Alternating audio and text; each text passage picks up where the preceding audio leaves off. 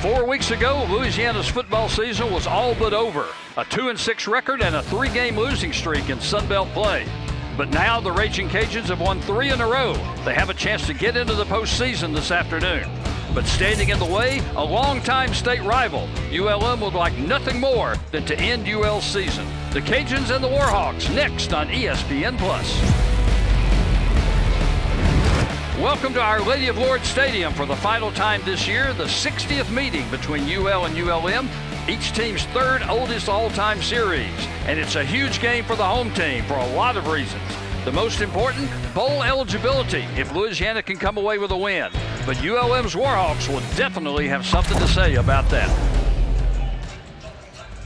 Hello again, everyone. I'm Dan McDonald, along with my broadcast partner, the effervescent Scott Brasda. And Scott, it's deja vu for the Warhawks. Last year they were 5-1, but they lost their last 6. This year they started 3-1, but now they've lost 7 in a row. A struggling offense needs a big game from both running backs, especially Zach Palmer-Smith. And Palmer-Smith, Dan. Palmer-Smith is the power.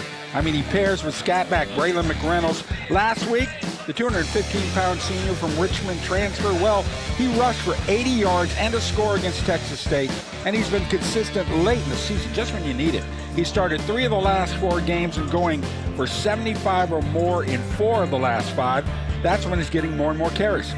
Cajun coach Michael Desormeaux said 4 weeks ago, the playoffs start now. Well, they've won 3 straight playoff games, trying to extend their season today. If they do that, it'll likely be on the shoulders of a 3-headed monster running game. Quarterback Lunch Winfield, running back Zylan Perry, and the Bulldozer. Bill Davis has been solid all year. The Bulldozer, love it. The redshirt sophomore out of LaPlace and Riverside Academy had a huge 36-yard touchdown run last Thursday that gave UL the lead for good against Arkansas State. He's had over 50 yards 7 times in that big balanced rushing attack, including the last 3 games. He's over 1,600 yards with 17 touchdowns already in his career, and he's just a sophomore. Overcast skies, but no threat of rain this afternoon for this season finale, regular season finale, as Jacob Green for ULM gets set to kick things off. ULM in the white jerseys with the maroon pants. Deep man Jacorian Norris, who's added a threat to this Cajun return game, averaging almost 28 yards a return over the last 4 games, as we are underway in this old-fashioned state rivalry. And Norris has an opening. He's at the 35, he's at the 40, he's past the kicker, he's at midfield. Nobody is going to catch the Pineville product from Tioga High School. That's the way you start a ball game. Nobody touched Jacorian Norris, the redshirt freshman. He had a 65-yard return 2 weeks ago. He just topped that. I was going to say they have a nice little wedge up the middle, right? And then he just takes it from there. A little juke on the kicker, and see ya. Wow. Jacob Green, the kicker, had the last shot at him. But Norris is able to get by him, cut to the sideline, and the Cajuns have an early lead as Tony Sterner comes on, one of only 3 kickers in the Sun Belt perfect this year. He's still perfect, 35 of 35, and just like that, Cajuns strike first, 14:47 left in the quarter. Louisiana 7, ULM nothing. You're watching Sun Belt football on ESPN+.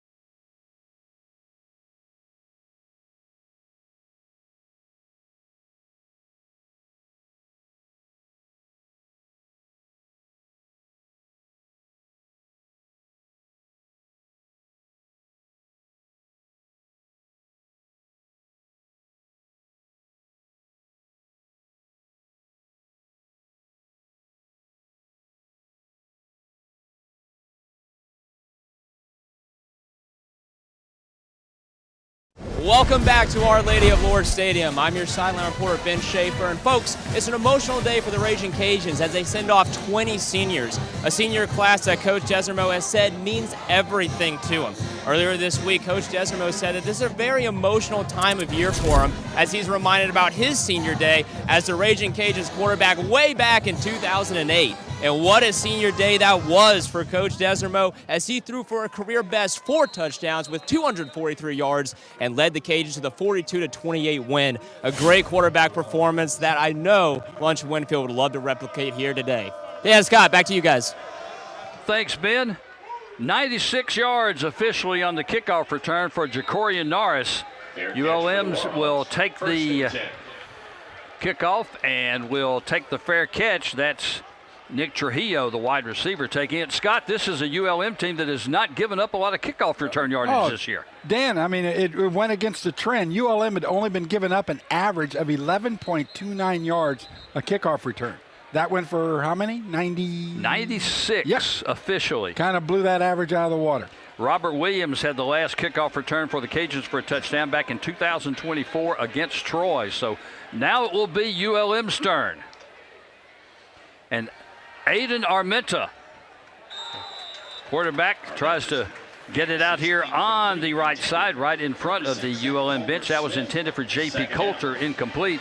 Cortland Flowers, one of the 20 Louisiana seniors honored pregame, was there on the stop. Flowers in his 6th year of collegiate football. And he had to kind of rush that throw. Jake St. Andrew, number 44 for the Cajuns, in his face. Armenta, transfer from New Mexico, where his head coach Brian Vincent was the offensive coordinator for a while, and Jordan Lawson storms in to make the stop. Another one of those Cajun seniors. Well, out of all the defensive linemen, Lawson leads the way. This is now his 38th tackle and 8.5 tackles for loss. Add that one. Zach Palmer-Smith had only lost 20 yards all season. Second leading rusher for the Warhawks. 5.7 yards a carry. We talked about him in the pregame. Yeah, he's our potential impact player. But now it's 3rd and 12 as Armenta low snap and under some pressure. Now he evades it, looking for a receiver. He's going to loft it deep, and he's got a man and making the catch. What a grab. Big time catch by Nick Trujillo. New Mexico product to New Mexico product. What a throw and what a grab. I mean, flushed out on the move. He does all that on the run, Dan. Put it on the money. And off his back foot. Trujillo brings it out all the way to the 25-yard line. So ULM strikes right back after the kickoff return on the 3rd play from scrimmage. And of course, the Cajuns coaches can't be happy. I mean, you have their back against the wall. You've made 2 great stops. Beautiful throw, beautiful catch. That goes for 52 yards. 1st and 10 Warhawks, and now a little confusion on the front. Armenta's going to have to take a quick timeout. That is the longest pass play of the year for the Warhawks. Armenta's previous long, 44 yards. And he's got the Warhawks already down in scoring territory. Yeah, I mean, if you've been saving it for the end of the season, what a way to finish. We talked about Bryant Vincent, head coach for the Warhawks in his 2nd season. Warhawks went 5-7 last year. They looked like they were on the way to a solid season last year, 5-1, then struggled at the end of the year. 0-1, obviously, against Louisiana. He was also the interim head coach at UAB back in 2022, all-time record 15-21. He helped UAB get to the Bahamas Bowl.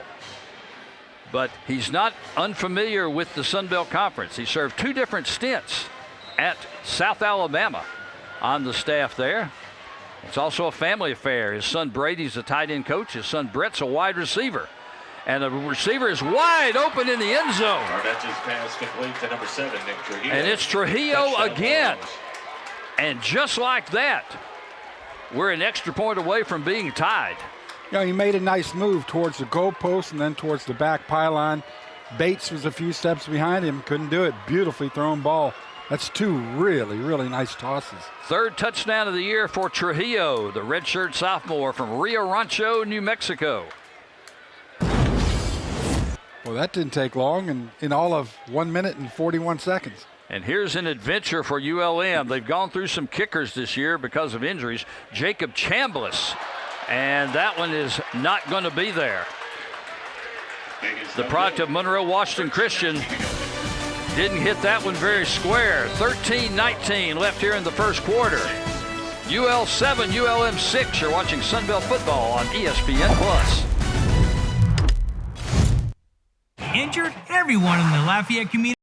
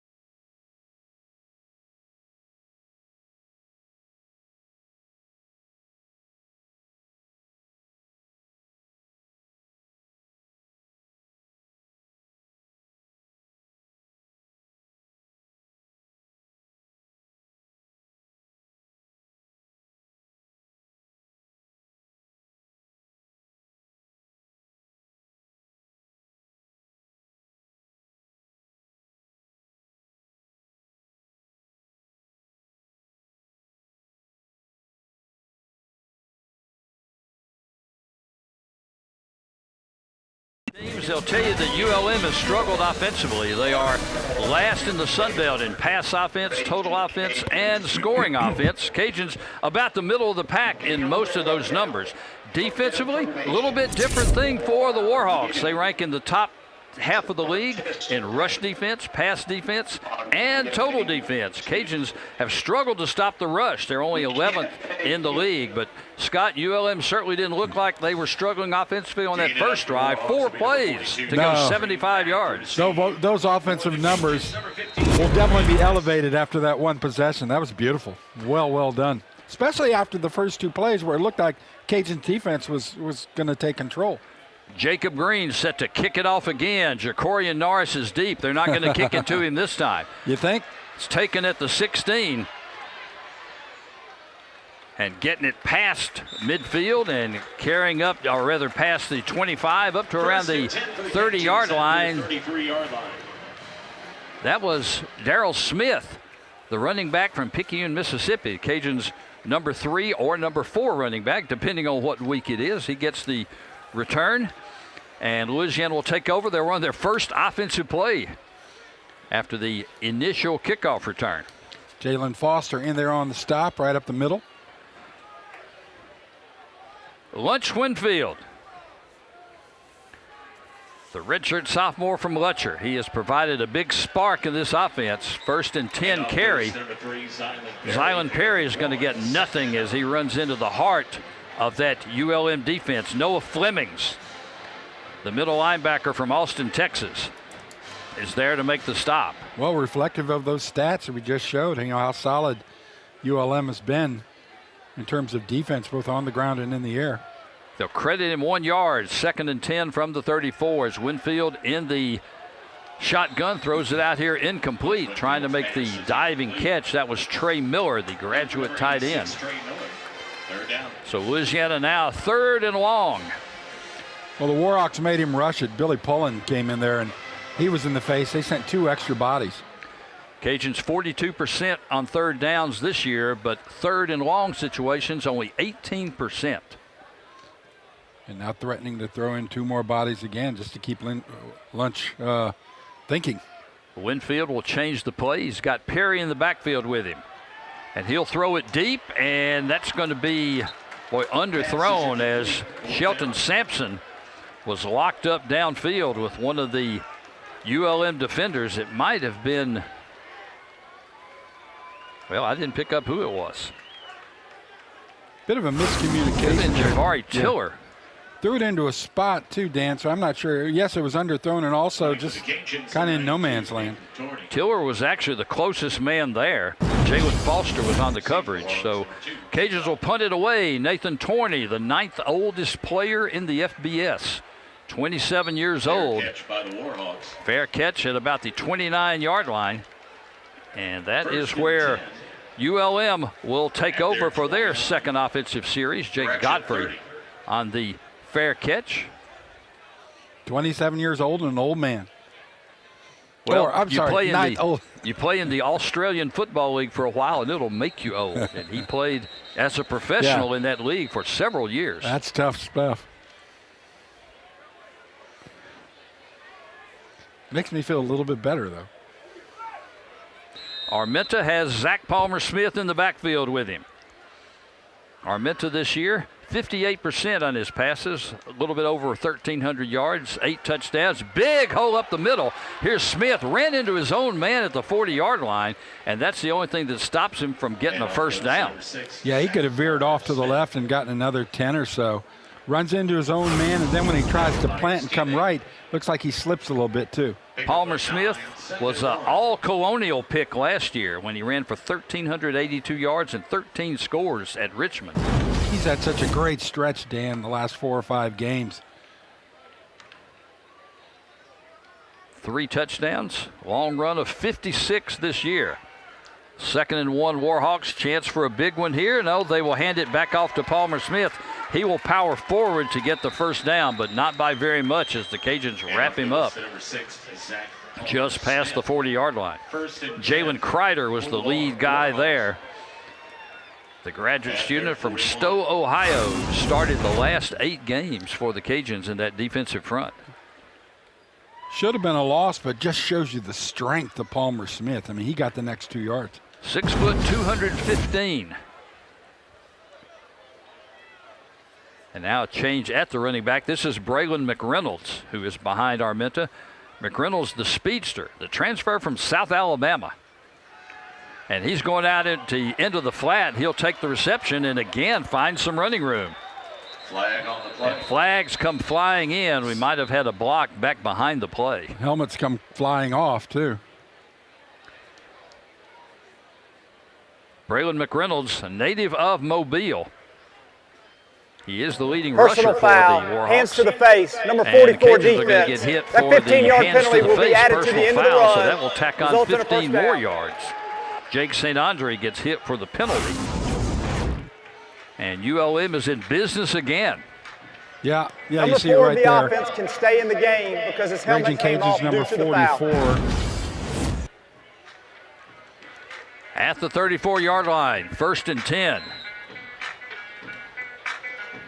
Good drive going for the Warhawks. Got to watch the low snaps, though, Dan. That could be a potential problem because there's some things coming in awfully low for the quarterback. We've only played 4 minutes. ULM almost has 100 yards total offense.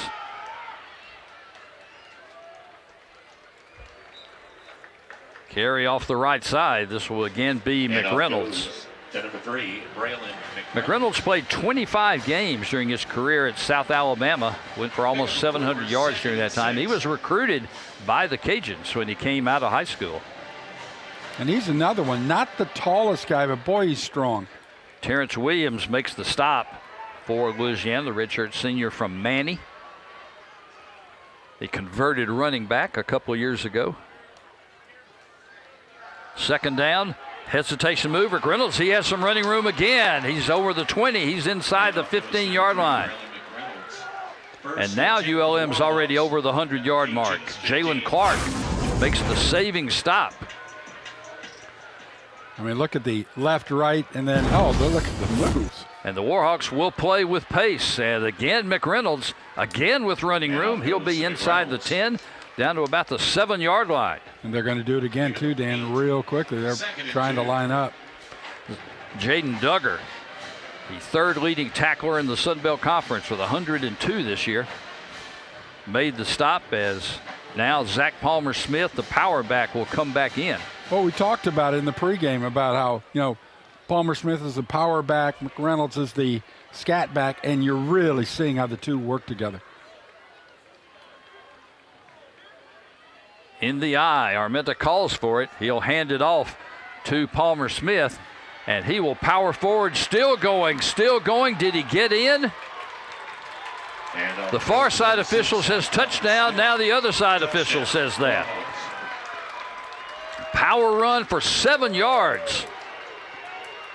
And ULM takes the lead we played just over 6 minutes in the ball game, and we've had 3 touchdowns already. There's one thing just for power, but give Palmer-Smith this too. He kind of let it play out, Dan. He let it develop. And he took every little crease he could get, worked it for another couple steps, and then I don't know if there was some tush pushing going on in there as well. Nice job. Jacob Chambliss missed the first extra point attempt. Walk on from Monroe, and Ouachita Christian gets this one up and good. 8:59 left in quarter number 1. We've got a shootout in the making. ULM leads UL 13-7. You're watching Sunbelt football on ESPN+. Win.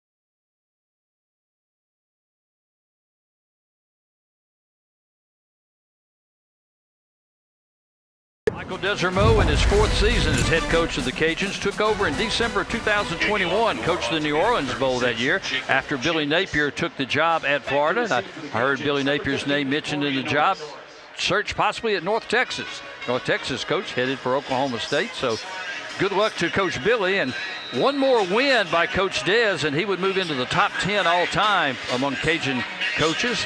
He'd move into a tie for 9th with Ray Didier and a couple of good friends, Sam Robertson and Mark Hudspeth. Both had 29 wins, all 3 of them with 29 in their career. Another pop-up kick is taken. This is Smith again, as he'll be back to the 25 looking for running room. Cajuns will start just short of their 30 once again. Kickoff return by number 22. Yeah, that's 2 in a row on the pop-up kicks, and that's ULM saying, look, in the end, you guys may win, but you're not going to win because we're kicking off to your deep guy again.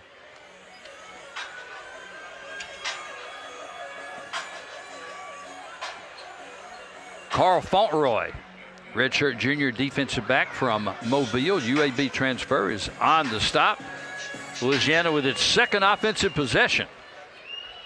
With 3 and out the first time, as Lunch Winfield will take it himself. He'll flip it out in the flat. That's complete to Robert Williams. But he is going to be brought down quickly. David Gotze, redshirt senior from Mansfield, Texas. Nice little fake to Bill Davis, who was going, just left of center. Gotze making his 32nd consecutive start for the Warhawks. Handoff, this is to Davis, and he plows forward. He'll pick up about 3. Pickup of 2, 3rd and 6. And now it's going to be a 3rd down for Louisiana. Right between right guard and tackle. Jaden Hamlin is on the tackle. The transfer from Southwest Mississippi Community College, 315 pounds at the defensive tackle spot. As we saw in the stats, Dan, ULM's interior defense, tough against the run. They have done very well defensively this year. It's on offense that they've struggled, but not so far today. Winfield is back. He will throw it, and it is incomplete. Pass is incomplete. Flag on the play. There is a flag, though. It came from deep in the secondary. Pass was intended for Robert Williams. Pass interference, defense, number 20. The ball will be placed at the spot of the Tyron foul. Esther. Automatic, first down. Redshirt senior. Well, the fans were groaning. They weren't sure. Well, no, I think they had a pretty certain opinion, at least on their side, that the hit had come too soon. Let's see it. You'll see it up at the top, and you'll see contact right before the ball got there.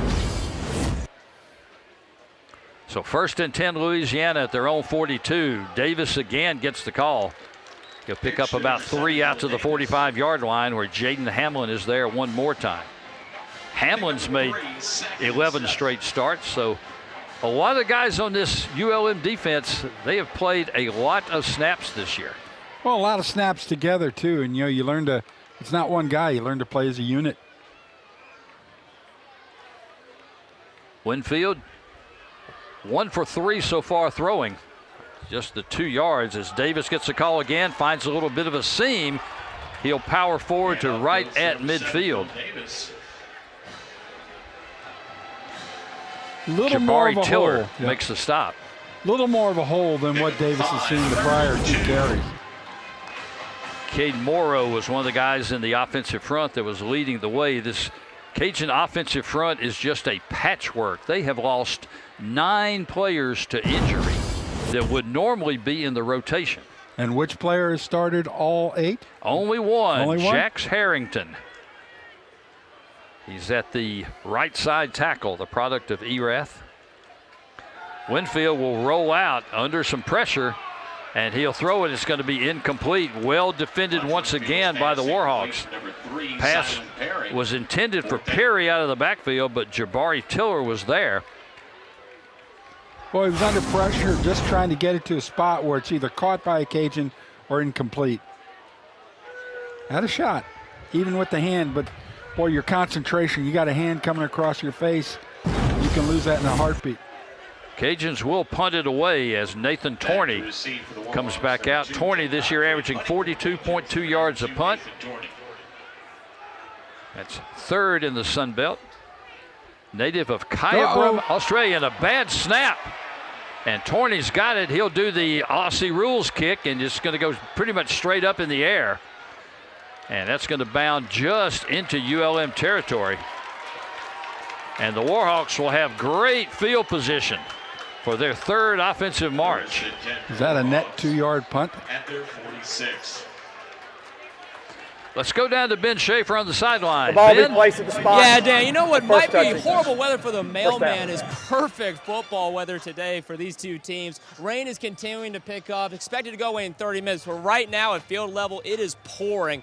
Nice temperature, though, sitting around the high 60s. But keep an eye on the wind. We're expecting gusts up to 20 miles an hour. Dan, Scott, back to you guys. The rain did start all of a sudden after we thought it was going to stay away for a while. And we've got lots of sunshine just over the home side. And now a fumbled snap in the backfield, and Armenta could not come up with it. Cajuns are going to come up with the loose ball. It looked like Armenta was going to be able to fall on it, but Ashley Williams is the guy that eventually came up with it. Well, Armenta fell on it, but he pushed it. His hands just caught the end of it, and it squirted away from him. And maybe that little bit of rain that we have right now, he had it under control and just let it squirt away from him.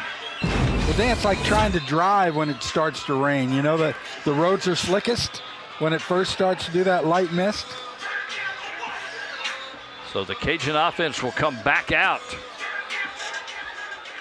And this will be their first snap in ULM territory.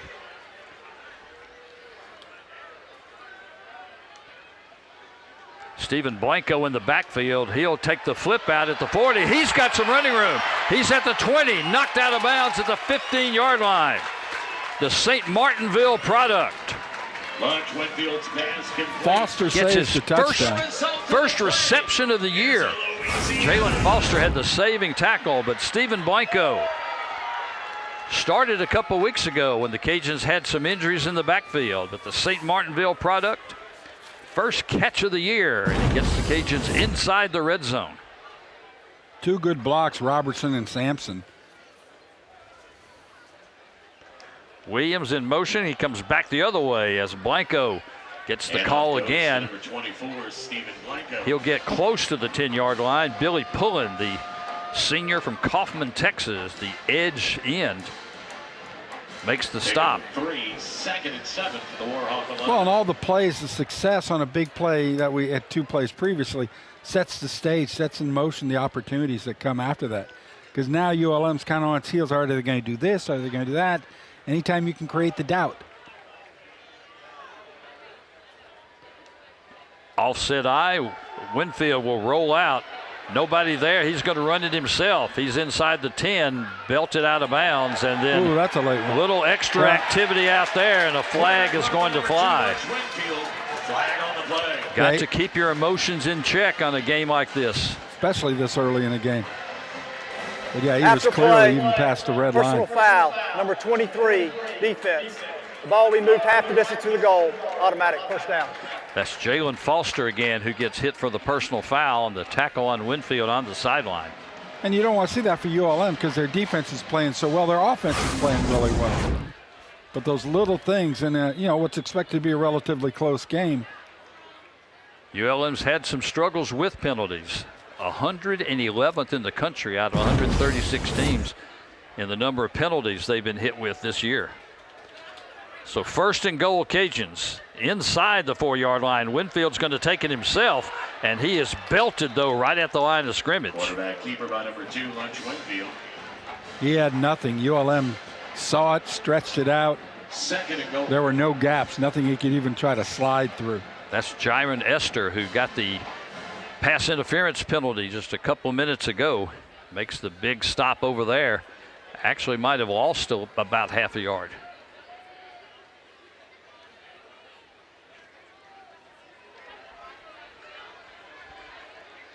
From the 4, Foster, the running back.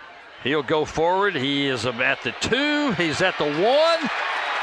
And he pushes his way into the end zone with a little help from his friends. Stephen Blanco with his 2nd touchdown of the year. With a little help from his friends. Dan, the tush push has changed the whole narrative when it comes to short yardage goal line situations. Number 92, Nathan Torney to hold. Number 95, Tony Skirter for the extra Couple of guys in that patchwork offensive line who are doing the heavy pushing there. I saw Andrew Martinez, who has stepped in at center after Cooper Fordham was injured. Was part of that group, the product of John Curtis and Metairie, as Tony Sterner is on to try to tack on the extra point. And his kick up and good. Cajuns reclaim the lead. 4:01 left in period number 1. And we've already had a score fest. Cajuns lead at 14-13. Wow. We have had more than our share of fireworks already.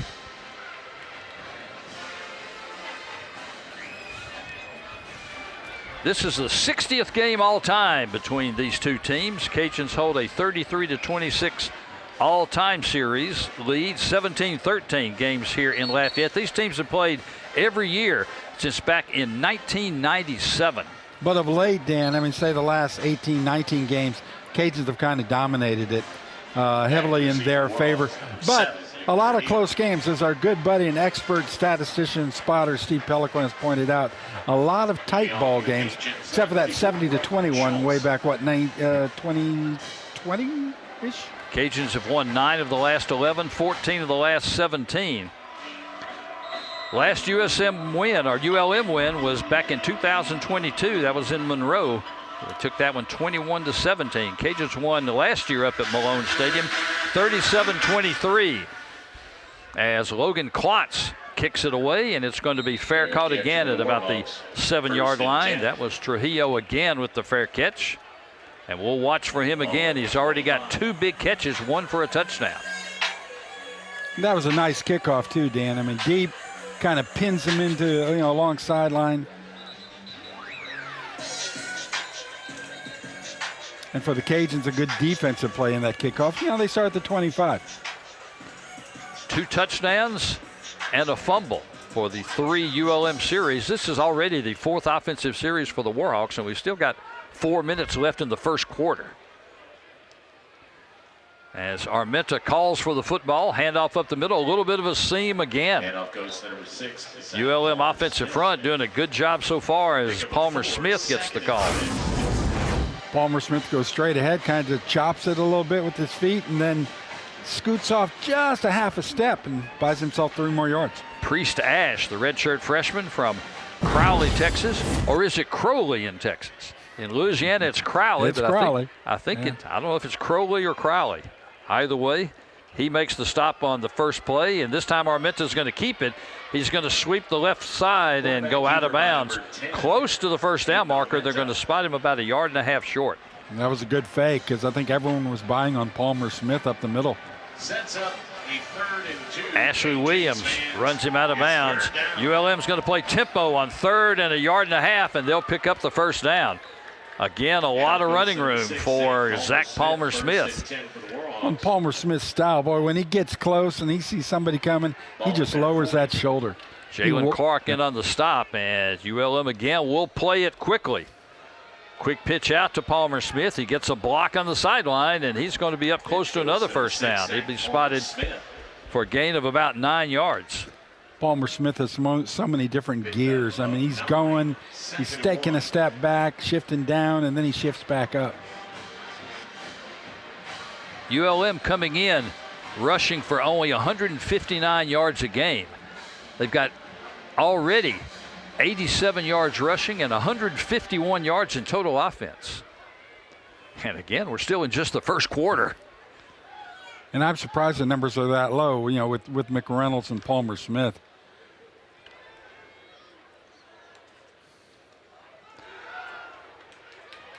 Quick pass out will be good enough for the first down. Good open field tackle by the Cajuns. J.P. Coulter, junior from Ocean Springs, Mississippi, makes the stop. Second leading receiver for the Warhawks this year with 20 catches. Jalen Clark again in on the stop for Louisiana, the New Orleans product.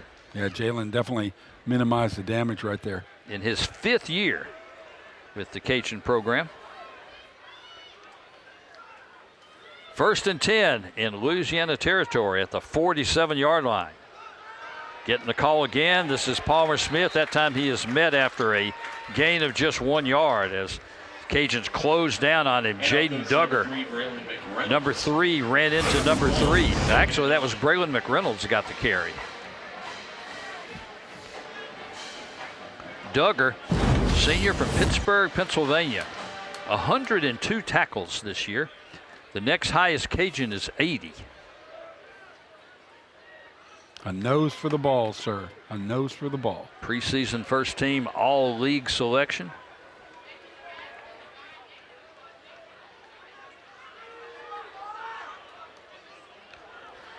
Armenta throws over the middle, finds his man, and inside the 35-yard line. First and 10 for the Warhawks. Ball at the 35. And look, Nate Sullivan Jr. caught that ball, Dan. He's quite the presence. I mean, he's like a redwood tree right there. That's a big guy. Senior from Omaha, Nebraska. Came out of Iowa Western Community College. 6'3.5". I mean, he's got 5 catches this year. He's made 3 starts. He's a presence. And he picks up another first down. First and 10 at the 35. McReynolds gets the call again. Trying to slip out of the grasp. Duggar was the first guy to get a hand on him. Jalen Kreider is there to make the tackle, and that's going to be the final play of quarter number 1. What a quarter. It's been an exciting first quarter between these state rivals. We go to quarter number 2. Cajuns lead the Warhawks 14-13.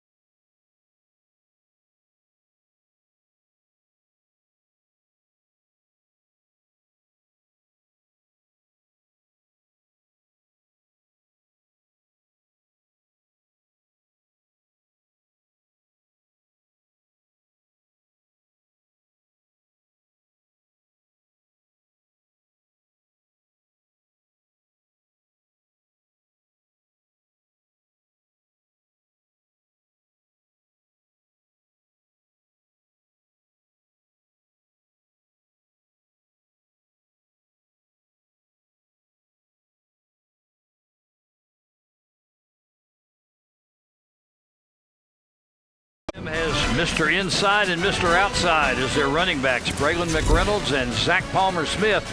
And look what they've teamed up to do already this year. And they both teamed up to what they've done today. And then they both have it in for big numbers. I mean, Palmer-Smith has rushed for 200 in the game before. McReynolds has gone for 113, 115 in the game before. Both have it in it to really take control. It's beautiful, though, they can work in tandem, each get some rest, and then give you that 2 different looks. 36 yards for Palmer-Smith, 31 yards for McReynolds so far. ULM with 170 yards offensively in the first quarter.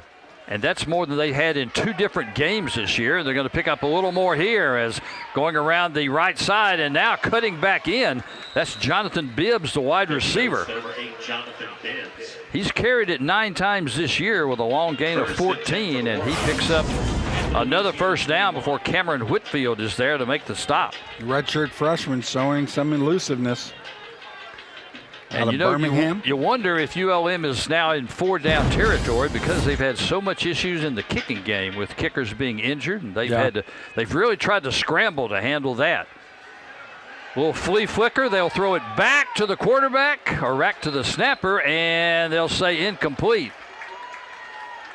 Ruling on the field is an incomplete pass. That was Hunter Herring, who's actually the backup quarterback out of West Monroe and Ouachita Christian. He's played a lot of quarterback during his career.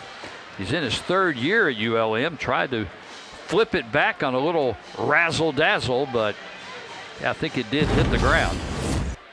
That's Hunter Herring right there. Product of that really good program at West Monroe. Actually began his college career here in Lafayette on the UL team for 1 year. This one's up the middle, and this one's going nowhere.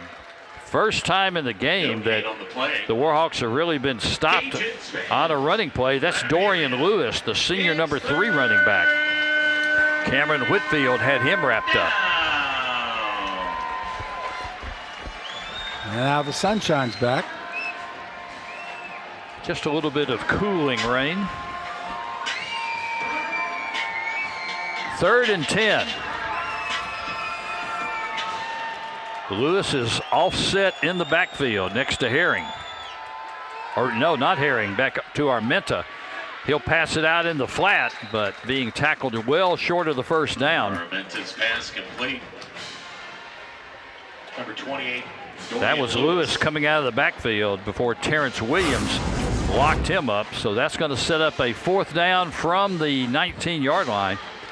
And the Warhawks will go with the field goal attempt as Jacob Chambliss, sophomore, hometown product from Monroe, 0 for 1 on field goals this year. He missed his only attempt, a 28-yarder against Southern Miss. Now, he had been perfect on PAT, 7 for 7 before his first one this year, but this one's going to come up well short. Again, didn't catch it very good. And ULM's kicking game woes continue as the Cajuns get a stop. 12:56 left in the first half. Louisiana holding on to a 1-point lead. You're watching Sunbelt football on ESPN+.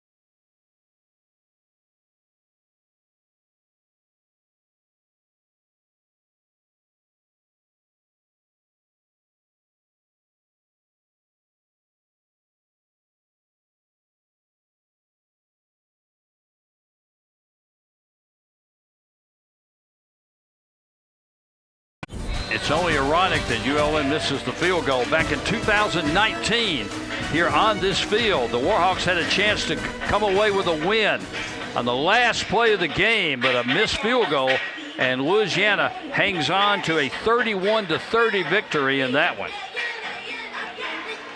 The struggles in the kicking game have been all year. Max Larson had 3 field goals against the Cajuns last year. Luke Stagg was going to be the kicker, and he was the kicker early in the year. He was 2 for 4 on field goals, but he suffered an injury in trying to make a tackle, tore a bicep. He had surgery this year, and since then, it's been an adventure. It's been an all call, whoever's available to kick. Quick flip out from Winfield, gets it into the hands once again to Trey Miller. Dan, ULM's got to be feeling pretty good after one quarter, because coming into this ball game, they'd been outscored, almost doubled up in the first quarter, 85-49 by opponents. So the fact that they're, practically dead even, 14-13, got to give them a lot of hope. Warhawks have been outscored 165-91 in the first half of their games this year. Winfield will roll the other way. Heavy pressure. He's going to get rid of it, but there is nobody over there. Did he get it back to the line of scrimmage? Yes, he did, it looked like, and he was out of the pocket, so no intentional grounding. The Warhawks had a huge rush that time. 3 different white jerseys were bearing down on the redshirt sophomore from Letcher. And Dan, just getting to see the Warhawks defense up close, you know that if they'd had this kind of offensive production throughout the season, there'd be a few more W's up there, because that defense is really solid. 3rd and 6. Winfield's got a seam. He's going to have the first down and a lot more. He's at the 40. At the 45, he gets knocked down just before he gets to midfield. Jalen Foster made the saving tackle. Winfield a little gingerly when he gets up, but a big run on that 3rd down. Comes back and then just sees that hole. Takes a step back and then he right up the gut. Pickup of 24 yards for Winfield. He's rushed for 591 yards this year coming in, so he is over 600 yards this year. Handoff, that's Zylan Perry. Gets the call. He's over midfield. He spins his way up for a gain of about 6 or 7. That spin was huge, kind of like an alligator death roll. Just a nice little spin. Tay Woody, product of Welch, Alabama, transfer from UAB, is there to make the stop.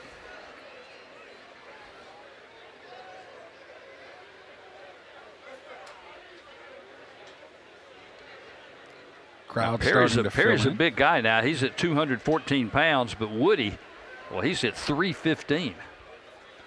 A little bit of a mismatch as it's 2nd and 3.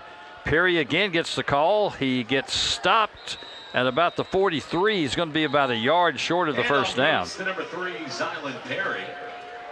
Dylan Howell, Pickup of 3, 3rd and 1.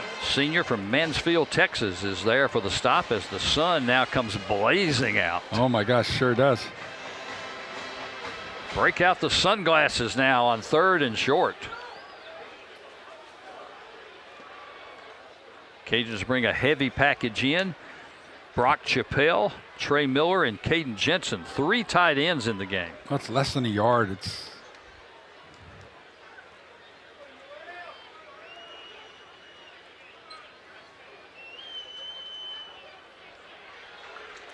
That's going to power forward as the bulldozer, Bill Davis, gets enough for the first down.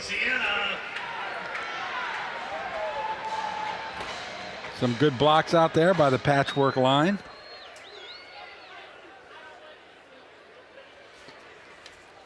Trying to pick out who the Cajuns do have in that offensive front right now.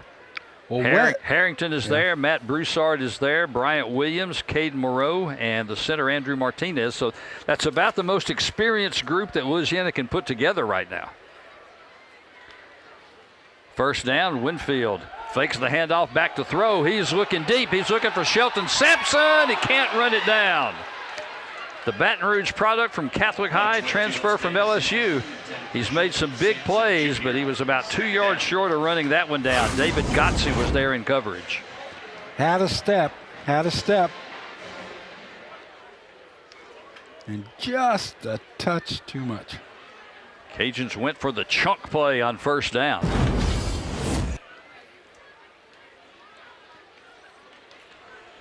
So 2nd and 10.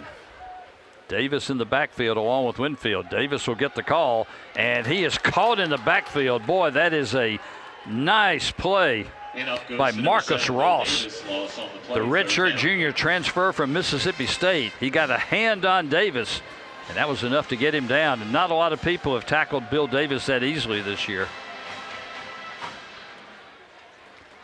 So that'll bring up a 3rd and 12, and Louisiana has not been very good on 3rd and long for most of this season. And that's just a con of going for that deep ball, going for that chump play.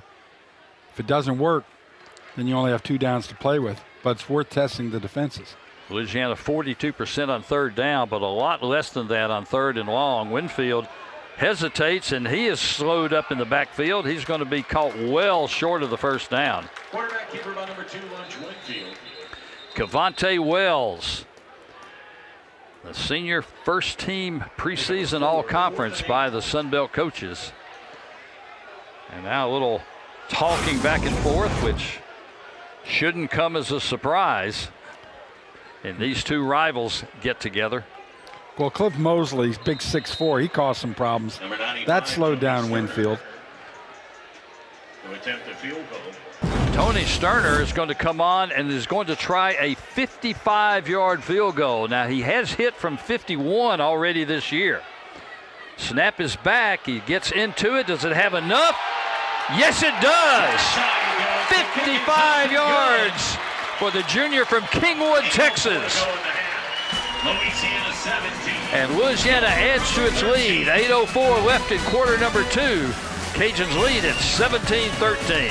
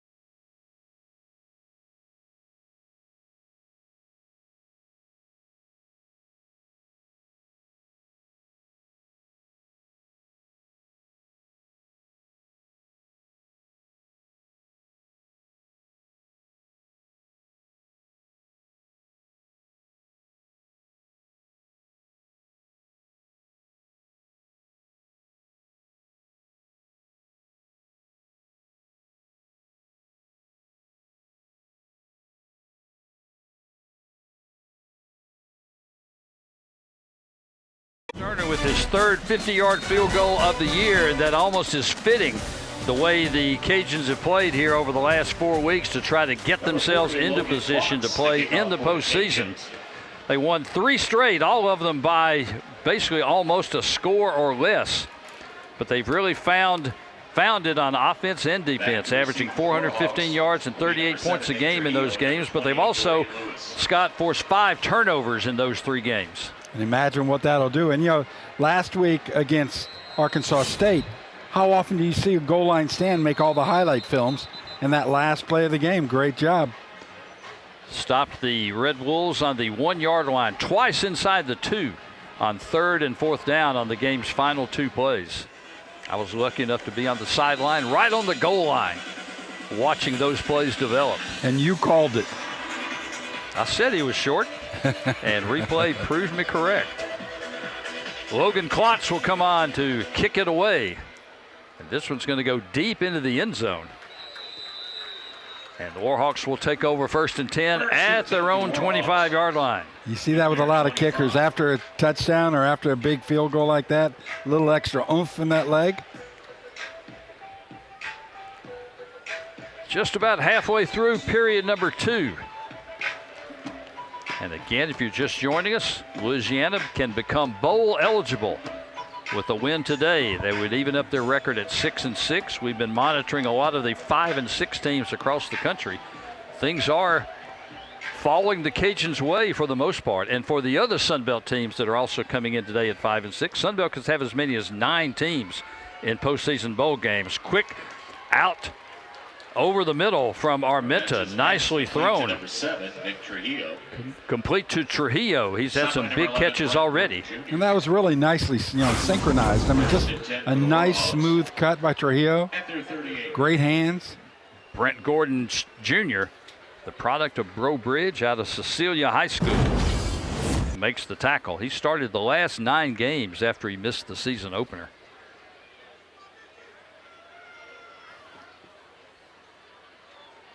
First and 10 Warhawks at their own 39-yard line. Jet sweep to the right side and some running room.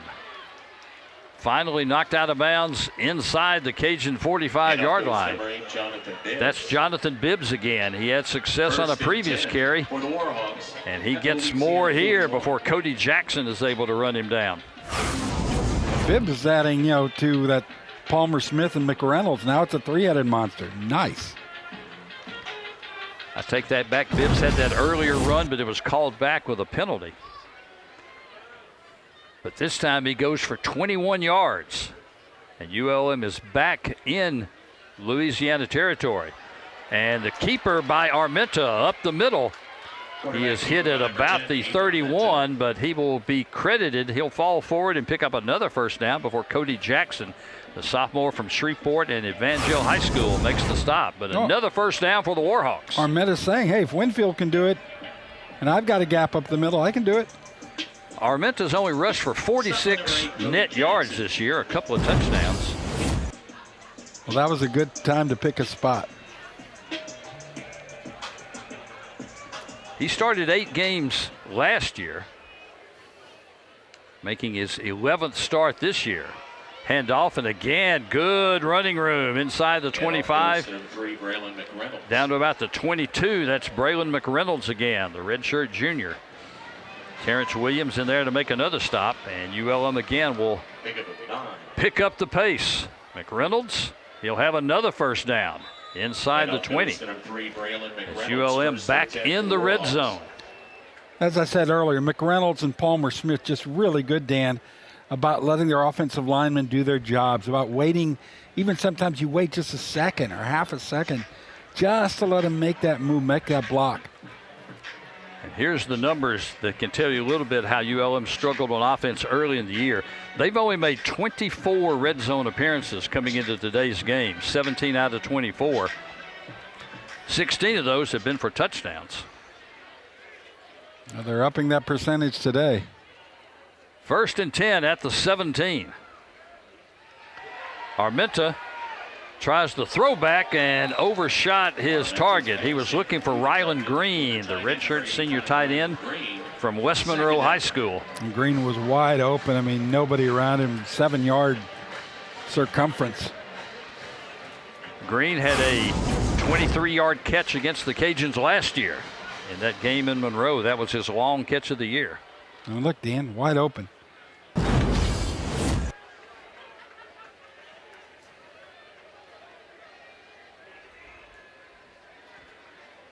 Second down, Warhawks. McReynolds in the backfield with Armenta. Armenta will throw over the middle and was looking again for Trujillo.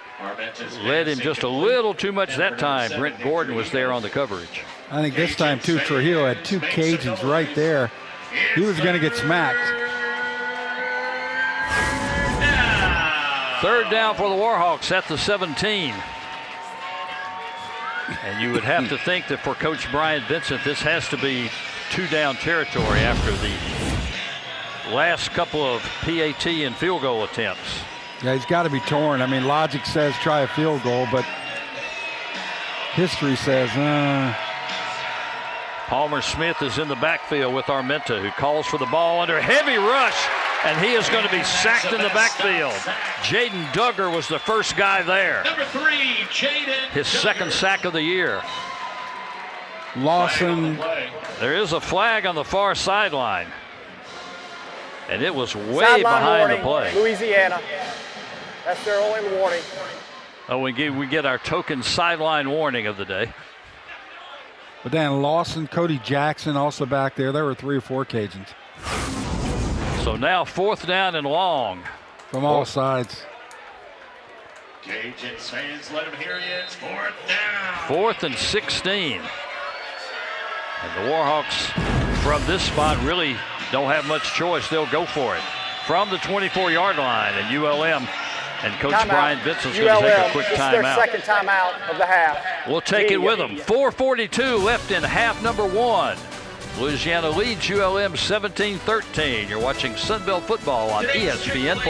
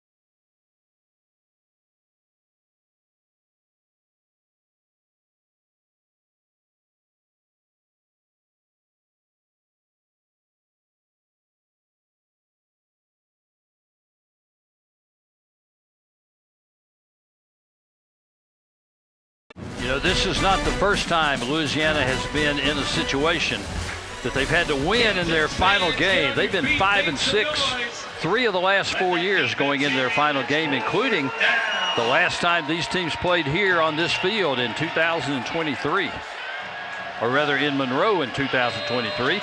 Last time they closed the season, Texas State here 2 years ago, and they were able to win that game too. Armenta back to throw on 3rd and long. The throw is going to be out of bounds on the far side. Pass is incomplete. Was going for Trujillo again. Brent Gordon was right with him. So Louisiana will hold on the 4th down. It was almost offensive pass interference, Dan. I'd love to see that again. Here we go. Ball in the air.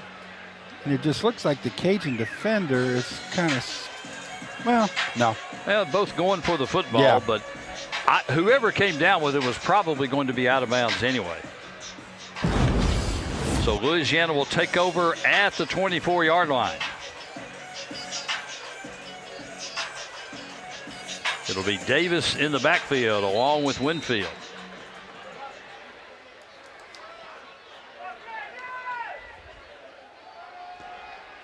And Davis will get the call. He'll pick up about 3 or 4, trying to push his way forward. They'll spot him for 4 yards before Jabari Tiller, junior from Sumter, South Carolina. He's tied for second on the team in tackles with 40 this year. That seems to be the result of the day for Davis, 3 or 4. 2nd and 5. Amazing he's getting that with the patchwork of the offensive line, especially against a good defensive line. 2nd and 6. Winfield back to throw. He'll throw over the middle. He's got his man, and a big hit. Charles Robertson made the catch, and here come 2 flags. And we may have a targeting call here as Jabari Tiller came in to make the hit.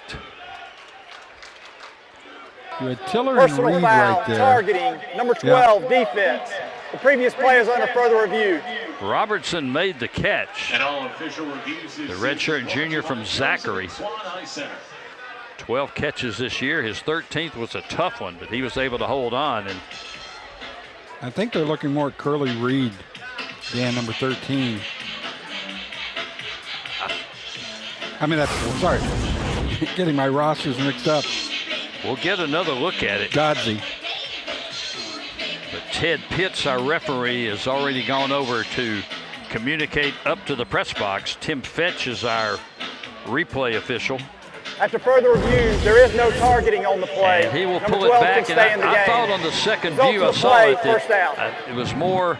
It looked more like a hard tackle. Yeah, a hard tackle, shoulder contact. So no targeting. So good for Jabari Tiller that he gets to stay in the ball game. Here's one more look at it from another angle. And yeah, that's just a hard football play. If we start calling targeting on those, we're taking something out of the game. And we're going to be calling it a lot. 1st and 10 Cajuns inside 4 minutes here in half number 1 of what has been a fun first half here at Our Lady of Lourdes Stadium. Winfield will hand it off, squeezing through and picking up about 3. That was probably 3 more than he deserved to get. That was the bulldozer Bill Davis. Davin Anderson, the Mississippi Gulf Coast Junior College product, there to make the stop, the senior. Davis with the nice move, gets to about 3 yards, and then he turns his back to the defense and just pushes backwards. He gets one more.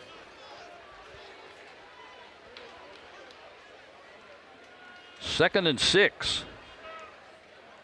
Davis in the pistol along with Winfield. Quick throw over the middle. He has his man again. Pass complete to number 6, Shelton. That one's Shelton Jr. Sampson.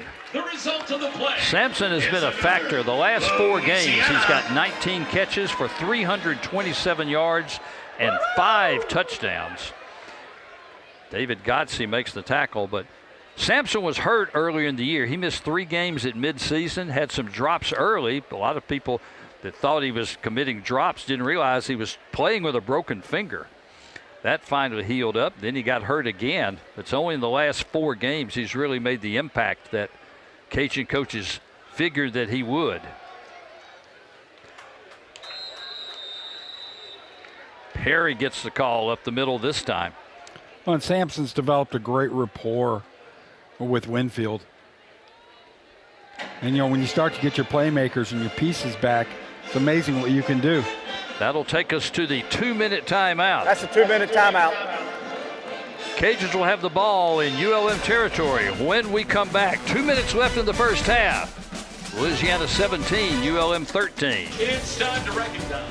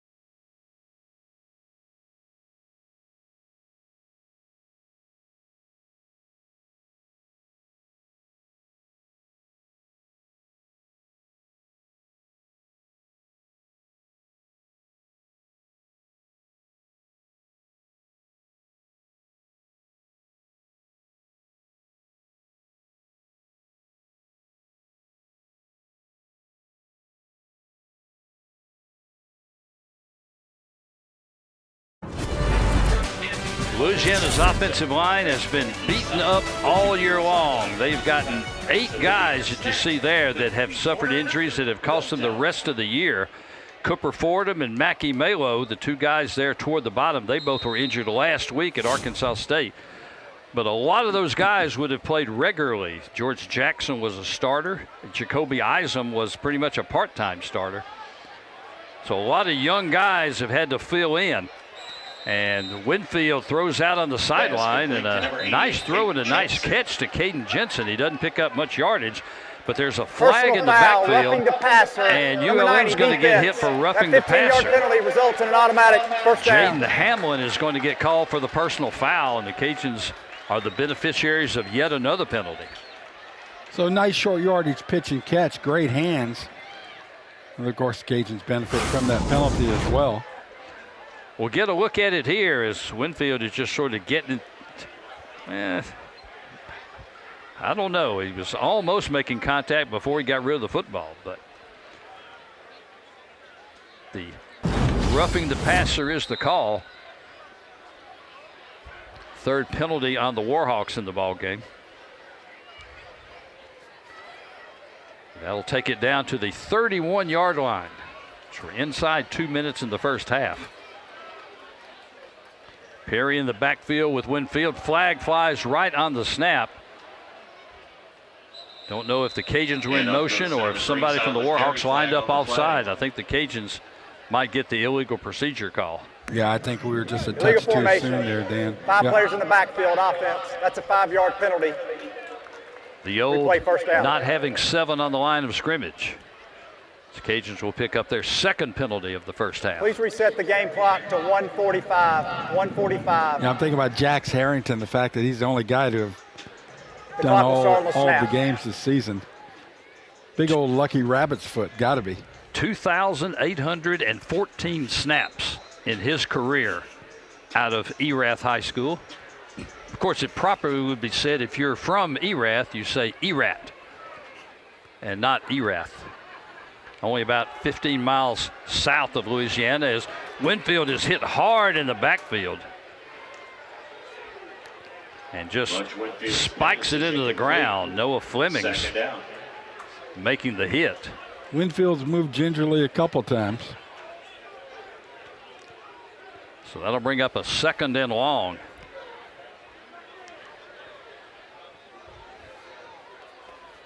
Tell you, Lunch has done a good job of, with each game, better and better judgment calls as to when to get rid of the ball. Live to fight another day. He's also walking around a little gingerly. Yeah, he is. He's taken some shots, not just today, but over the last several weeks since he took over as the Cajun starting quarterback.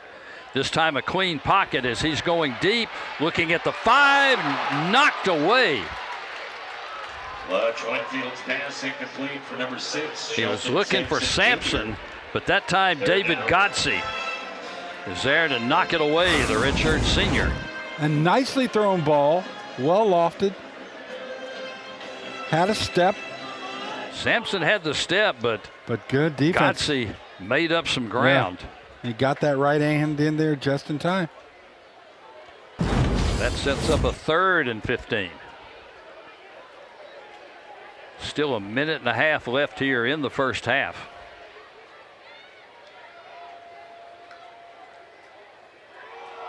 Winfield will take it himself, and he'll be brought down just short of the 30-yard line. By number 2, Lunch Winfield. Pickup of about 4. It'll be 4th and long.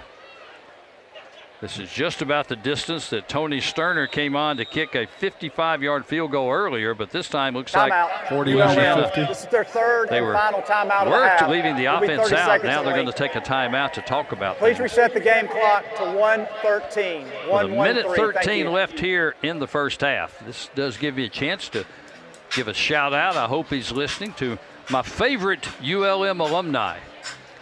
My good friend Tim Brando, who gave gave UL a shout out last night when he was calling the Arizona State game, when at one instance during the game, color commentator made reference to the peanut punch, which of course was made famous by Louisiana Hall of Famer Charles Peanut Tillman. Oh, my goodness. And at the time, Tim mentioned that he did come out of the Raging Cajun program, and he knew that the Cajuns taking on his alma mater. Of course, I imagine when Tim was in school, they were probably NLU at the time.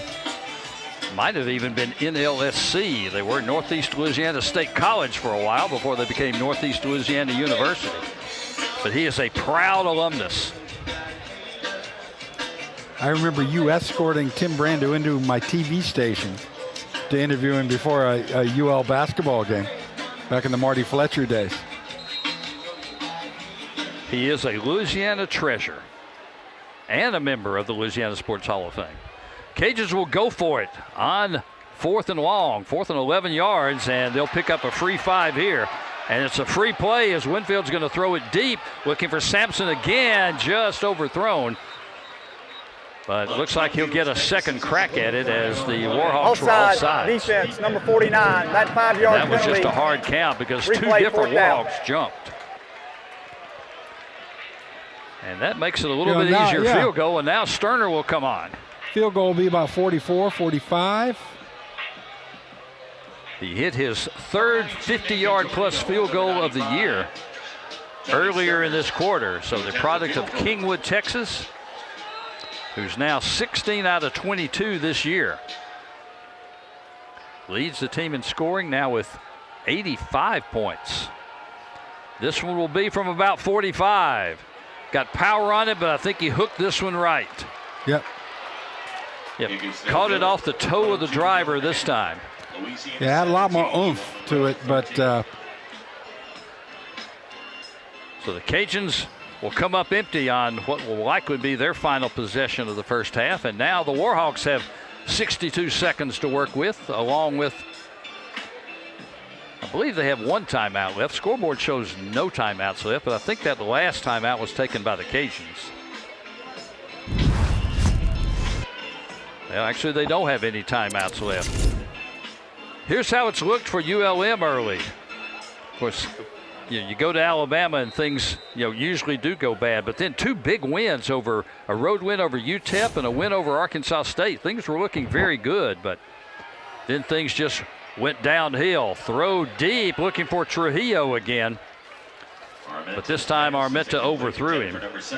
I'll give this. I've seen a lot of interviews with Coach Vincent during the course of the season, Dan. Very upbeat, very positive. Talking a lot about his guys have played together, haven't quit, and showing today, that's for sure. And it helps that Aiden Armenta is back second year. He took over last year against James Madison and led him to a huge win over JMU last year. He started the last 8 games last year, had 9 touchdowns, and he's been pretty much the guy all year this year. Second down, quick throw out in the flat on the right side, looking for running room and falling forward, and enough for a first down. That was McReynolds coming out of the backfield. Get the ball to your playmakers, let them make plays, and McReynolds is a good one. Clock will start when the chains are set. McReynolds in open field would scare me. Armenta back to throw again. Looking down the right side, now under some pressure. He's going to unload it, but that's going to be way out of bounds. Jordan Lawson was creeping in on him.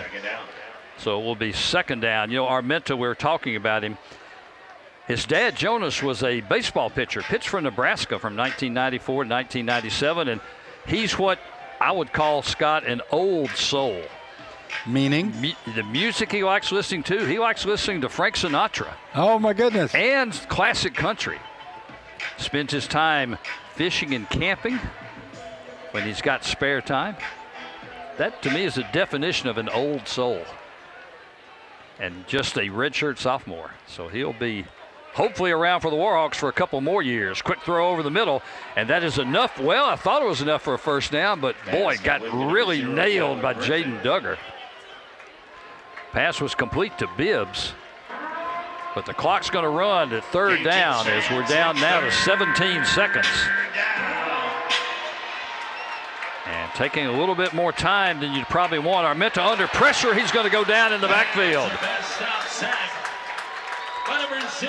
Jordan Lawson was one of the first guys there. He's got his 5th sack of the year that leads the team. And now it's 4th down. Timeout, Louisiana. That's And their the first Cajuns will timeout of the take half. one of their Please reset timeouts the to game try clock to 10 force seconds. the issue here. With just 6 seconds left. Lawson just continues to pile up the stats. Jordan Lawson, a first-team preseason all-conference pick out of Brandon, Mississippi. We've got the video proof as to why. He had 5.5 sacks last year, along with an interception. 2023, he had 7 sacks. So that gives him 17 for his career.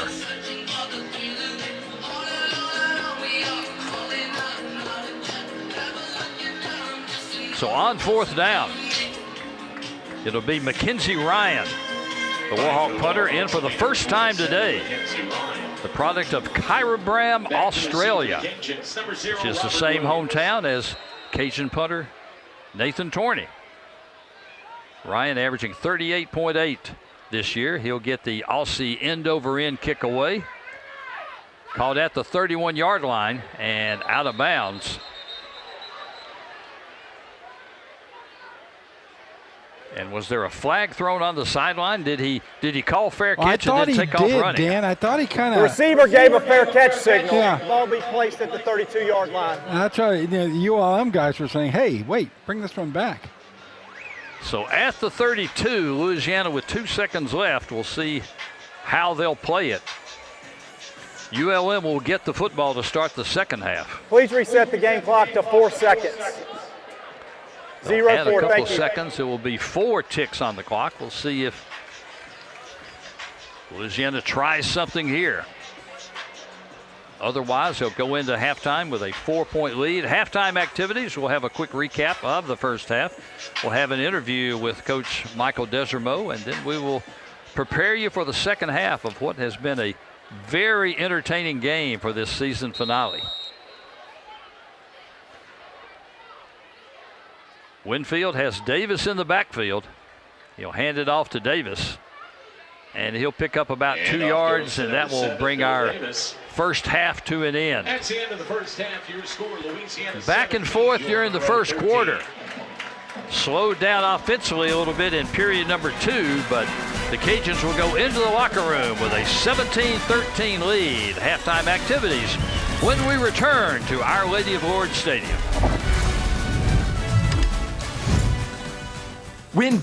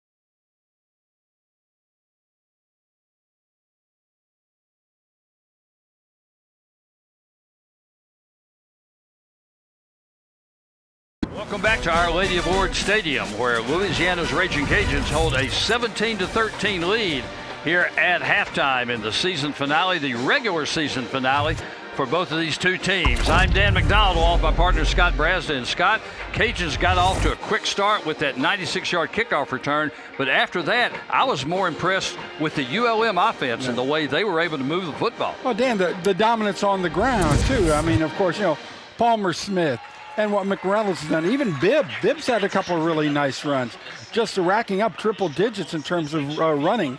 And then the passing, when they have time, they've got some playmakers, and they've answered the call, especially in that first quarter. Every time the Cajuns did something, ULM answered. Norris's 96-yard kickoff return got it started, but then ULM came storming back. Armenta hit Trujillo with a 25-yard pass after a big, long completion for the first score, and then another methodical drive by the Warhawks. They had that lead before the Cajuns came back, got the couple of field goals, and that has helped them. The 55-yarder by Sterner was really a big point right there. And we knew ULM had a really nice defense. If this offense had been present the whole year, this is a team that wins 6-7 games, I think. I fully believe that. More halftime to come when we return to Our Lady of Lourdes Stadium. We'll have an interview with Cajun coach Michael Desormeaux. When we come back, you're watching Raging Cajun and Warhawk football on ESPN+. Injured? Every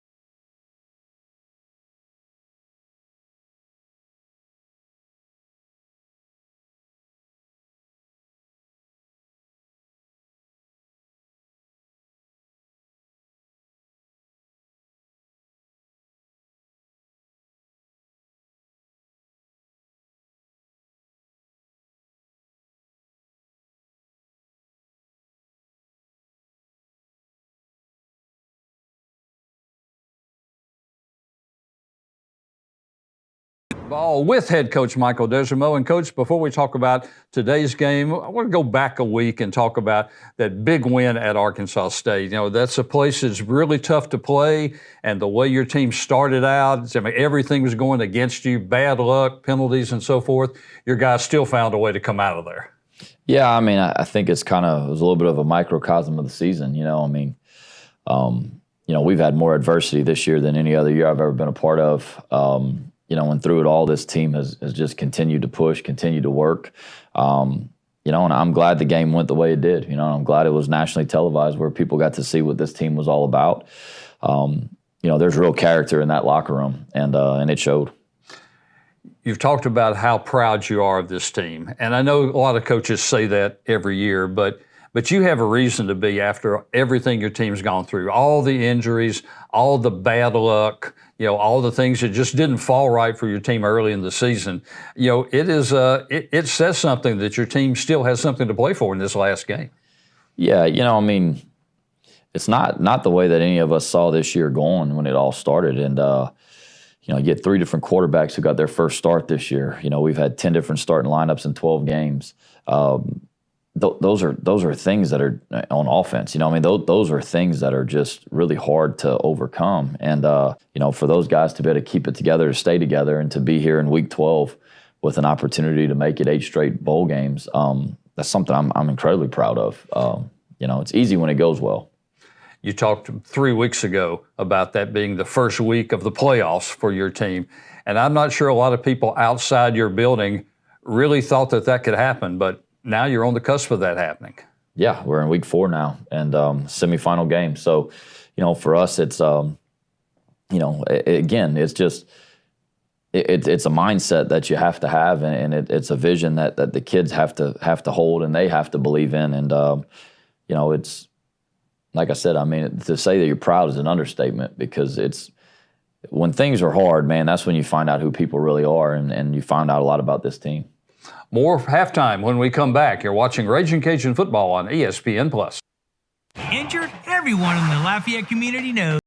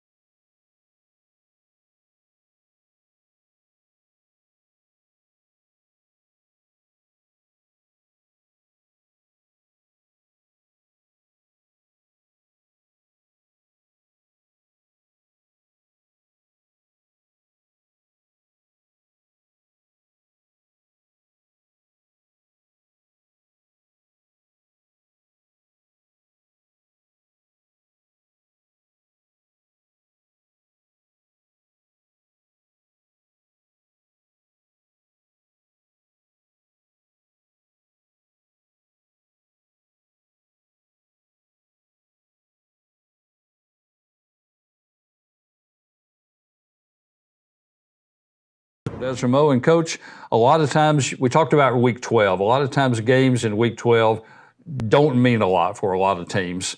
But your team, it's almost like the perfect storm. You've got senior day, you've got a rivalry in at your place, final regular season game, and you've got postseason on the line. Yeah, I mean, there's a lot on the line here, and people don't understand it. You like to say, well, every game means something. You only get 12 of them, but it's the monotony of the season, and just kind of getting caught up in the routine of it. But no, this one has everything on the line for us. A group of kids that certainly we want to send out the right way. They've been here at UL in really a historic time. They've won a bunch of games. They've had a lot of success. They've been through some really challenging times with the beginning of NIL and the transfer portal, and these guys have chosen to stay and represent this university, and they deserve to go out the right way. And certainly, this bowl game means a lot for our team, but for our team to get these seniors to another bowl game, that's something that means a lot to us. How do you keep those emotions in check with just this one more game to go and so much riding on it? I don't do a very good job of it, to be honest with you. Senior night's always really hard for me, having been here for 10 years. I've been a part of recruiting pretty much every one of these kids. And, I remember senior night. I remember my last game in Cajun Field, and I remember the feelings and everything that goes with it. And, your team is never the same. When that group of kids leaves, there's a different dynamic to it. It's not better. It's not worse. It's just a difference. And some of these guys, you're going to miss. You can't imagine a locker room without them. Can't imagine a practice field without them. But that's life, and that's part of college football. You guys graduate and move on, and it becomes something new. So I do struggle with it a little bit, but luckily our kids usually handle it really well. Coach, good luck to you going forward. Hopefully, good luck in the next game that comes up. We'll hope that happens. We'll be back with the second half when we return. You're watching Raging Cajun Football on ESPN+. Injured?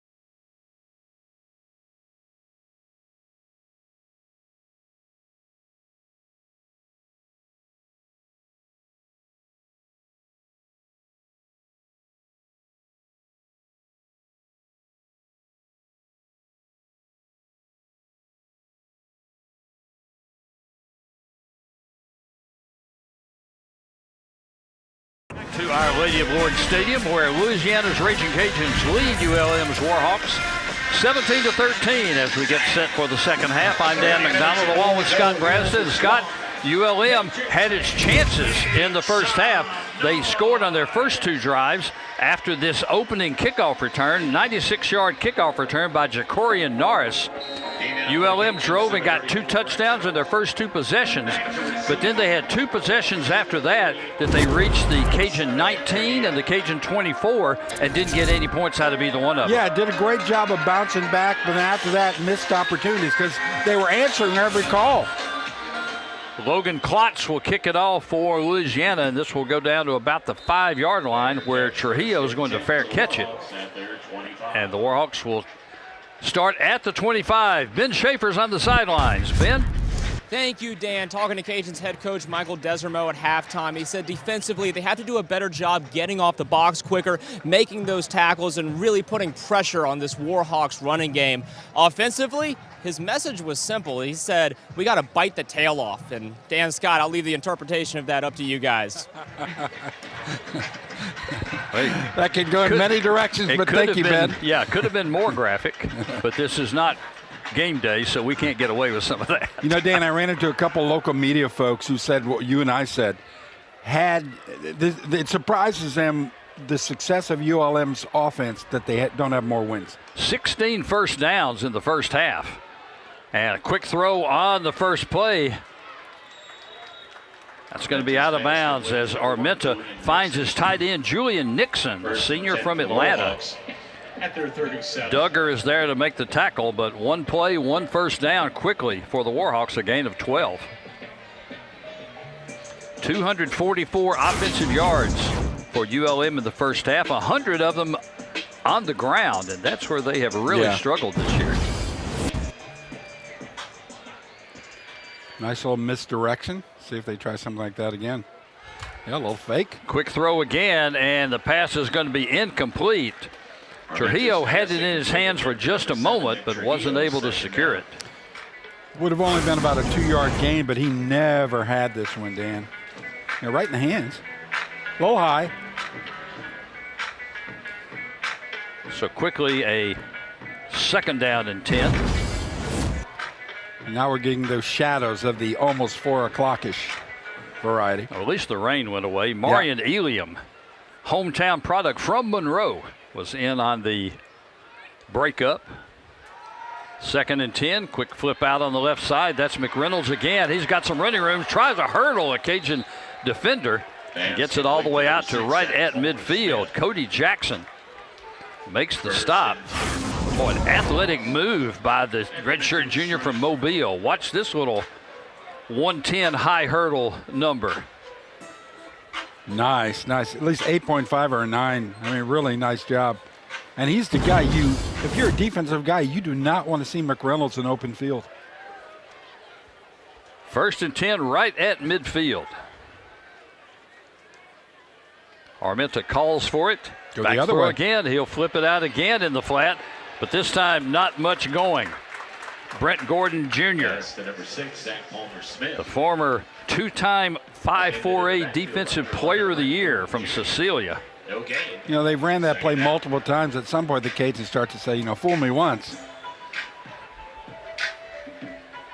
But fool me twice, 3, 4 times. 2nd and 10, picked up about 6 inches on the play. Ball sits the nose of the football touching the midfield stripe.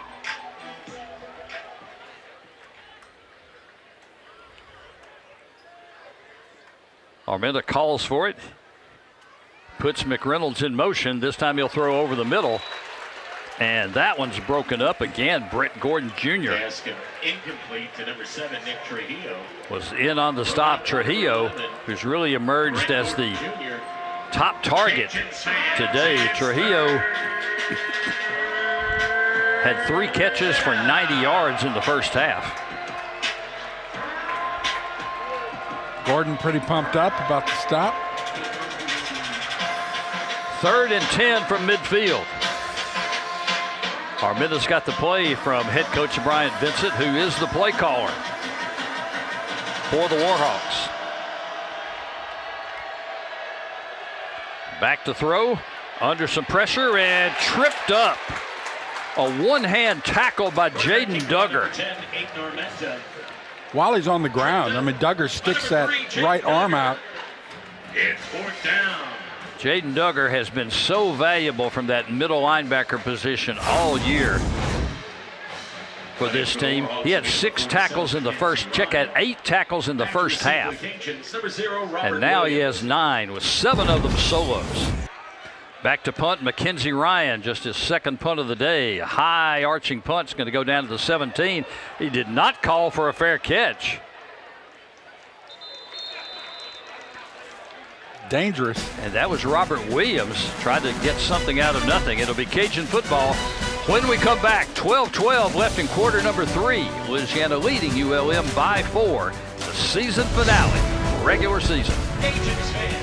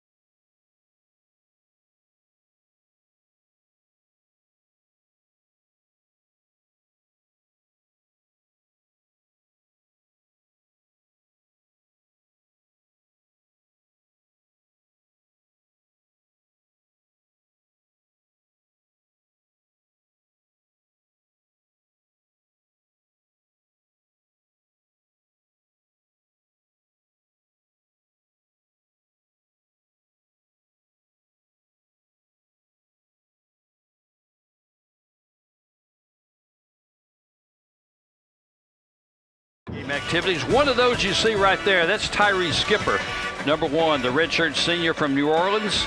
Now, he's not playing today. He was suspended after that ugliness that followed the Cajuns game against Texas State. Now, right up front, I'll tell you, he deserved the suspension. Used his helmet as a weapon, and you just absolutely can't do that.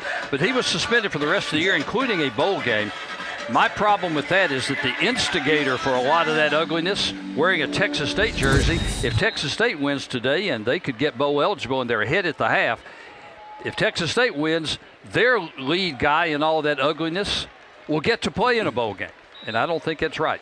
Well, and Dan, there's even more to the story with Skipper. You know, Skipper didn't quit. He said, I still want to be, around. I want to help out whatever way. So scout team work and just, the team's too important. I screwed up, yeah.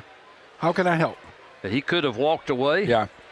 His college football career is over, but he was a part of the Cajuns scout team and was in practice every day for these last couple of weeks. Making Sampson and people like that work, I mean, gosh, that's how you get better, going up against a Skipper. 2nd and 9 as Winfield's back to throw. He'll launch it out here, intended for Perry, overthrown. So it's going to be 3rd and 9 for Louisiana. Now, to mention Texas State, they are up on South Alabama 21-7 just before halftime, that game being played in San Marcos. The Sun Belt has 5 bowl-eligible teams going into today. They'll definitely have 7 because 4, 5, and 6 teams are all playing each other in 2 of those games. And they could have as many as 9 if Louisiana wins this game and Texas State wins its game. 3rd and long. It's Winfield back to throw. He's going to throw it over the middle. It is complete. It's going to depend on the mark. Pass complete to number 13. Do they mark the knee or the ball? Complete to Robertson. Kelby Holmes was trying to hold on, but Robertson stretched it out just enough to get the first down. There's good patience. I mean, pocket's starting to collapse a little bit, and Lunch stays there and delivers. Oops. 1st and 10, and a lot of action before, and Cajuns are going to get hit for the illegal Offsides. procedure. Defense with contact. Oh, nope. 5-yard penalty. They'll call the offsides, as they Still said. first down. The Warhawks jumped first. 5th penalty on ULM. Cajuns were penalized twice in the first half. So 1st and 5 at the 33.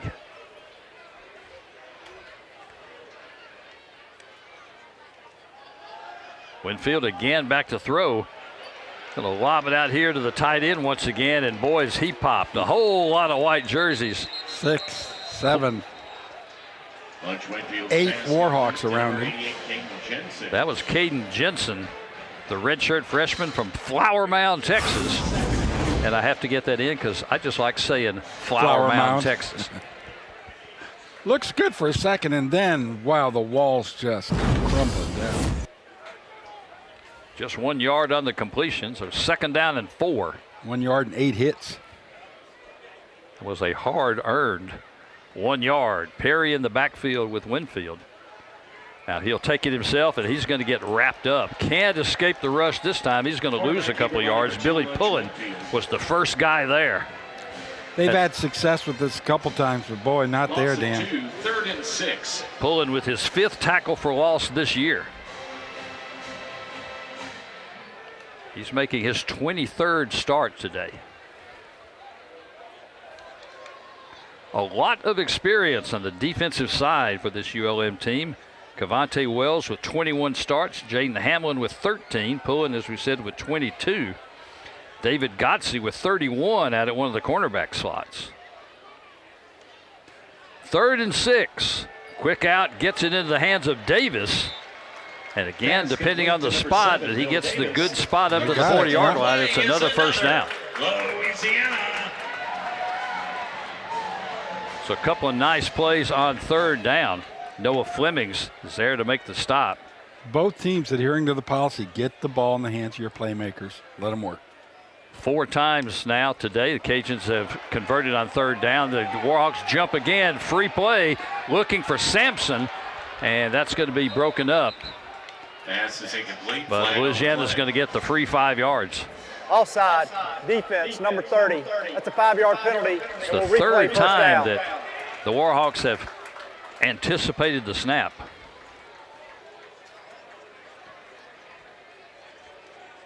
Trying to get that extra jump, make that extra move, stop anything from developing. Marcus Ross was the guilty party, the redshirt junior, transfer from Mississippi State. So again, it's a 1st and 5. As Davis gets the call, pushes forward. Looks like he's going to have enough for another first down. And off goes to number 7. And they will move the chains. Nice little drive they've got going, Official Dan. timeout. Timeout's going to be taken on the field. We'll take it with them. 8:38 left in period number 3. Louisiana leading ULM 17-13. You're watching Sunbelt Football on ESPN+.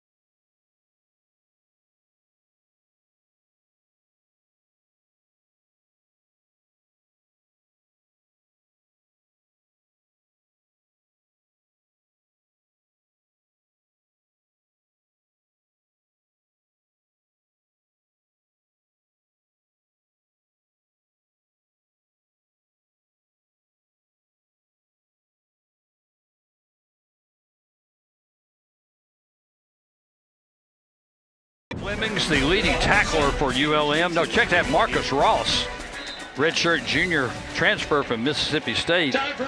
He was alert but had to be carried off by his teammates, so we'll hope he's okay. Went right into the injury tent. Here's a look at bowl eligibility by conference, and this was going into play today.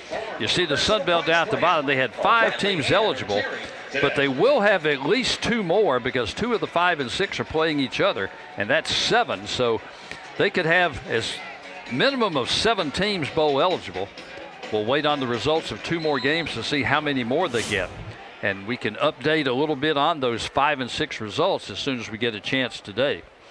Snap back is bobbled by Winfield, and he's just going to have to cover it up in the backfield. It's going to be a big loss on first down. But it does give us a chance to talk about the 5 and 6 teams going into today. Last night on the Friday games, 5 and 6 teams went 0-4. So none of them got bowl eligible. And for the first 4 games completed today involving 5 and 6 teams, only one of them won. That was Kansas State. Kentucky lost, Baylor lost, and Central Florida lost. They were all 5 and 6. So the odds keep getting better that all of the 6 and 6 teams might be involved in bowl games. Quick throw over the middle on second down. Winfield's pass incomplete, intended for 19. Intended for Dale Martin on the pass from Winfield as Noah Flemings. Now I can get him in. The leading tackler for ULM all year long with 73 tackles coming into today. Next highest on the ULM team is 40. So he's got 33 tackles more than anybody else for the Warhawks this year. Third and a long way to go, about 20 yards. As Winfield's back to throw. And receiver fell down. But no flag. He was looking for Sampson, but he got tangled up with one of the defenders. He got tangled up as he made the cut. Number 92, Nathan Torney. So no flag on that one, and it will be 4th down, and Nathan Torney will come on to punt it away. Number 2, Jake Godfrey.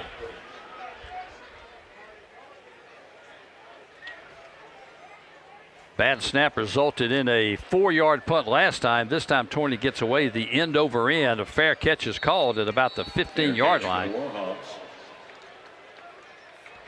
First and 10. And that's where ULM will take over. Jake Godfrey on the fair catch. It'll be Warhawk football at the 15.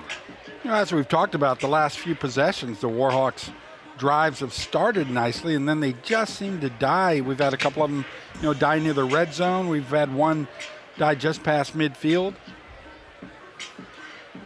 Mentioned some of those teams trying to get bowl eligible. Arkansas State and App State, both of them 5 and 6. Winner of that game goes to the postseason. They're tied at 16. They play early in the third quarter. The other game involving 5 and 6 teams, Georgia Southern is at Marshall. Georgia Southern leads 24-12, and just 4 minutes left in that game. First down carry, Zach Palmer-Smith gets the call. He'll pick up about 5 yards on first down. Definitely starting to recognize these guys aside from their numbers, but by their running style. Palmer-Smith does that little chop, and then just trying to bulldoze his way through something. Lake Bates, redshirt freshman from North DeSoto High in Stonewall, Louisiana, just south of Shreveport. He's played a lot the last couple of games with some injuries in the secondary. He's there to make the tackle. 2nd and 5, and hit hard almost right at the line of scrimmage. Not much that time for Palmer-Smith. That's going to set up a 3rd down. Jordan Lawson is in on the tackle. And it's going to be a full 5 yards, 3rd and 5, as the Warhawks make some mass substitutions for the 3rd down.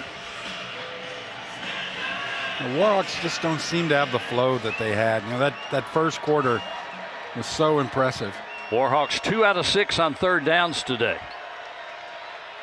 Tried to get the Cajuns to jump, and somebody moved. Did they make contact? I think they did from Flag on the play. where I was sitting, Dan, and still am sitting. Offside. It will be offside Defense, against number 3, Louisiana, call for the and that offense will to give react. ULM a That first 5-yard down. penalty results in a first down. So the Cajuns got a couple of easy ones with some offside penalties. Cajuns return the favor this time, as the Warhawks will have it 1st and 10 at the 25-yard line.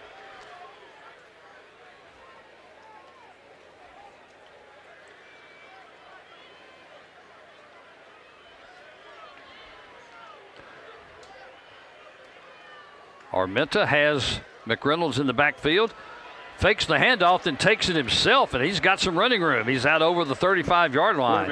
On the quarterback counter, Lake Bates is there to make the tackle. 1st and 10 for the Warhawks. For a second, I'm thinking, well, all right, this is a messed up play. But he ran with such authority. It was pretty well designed, I think.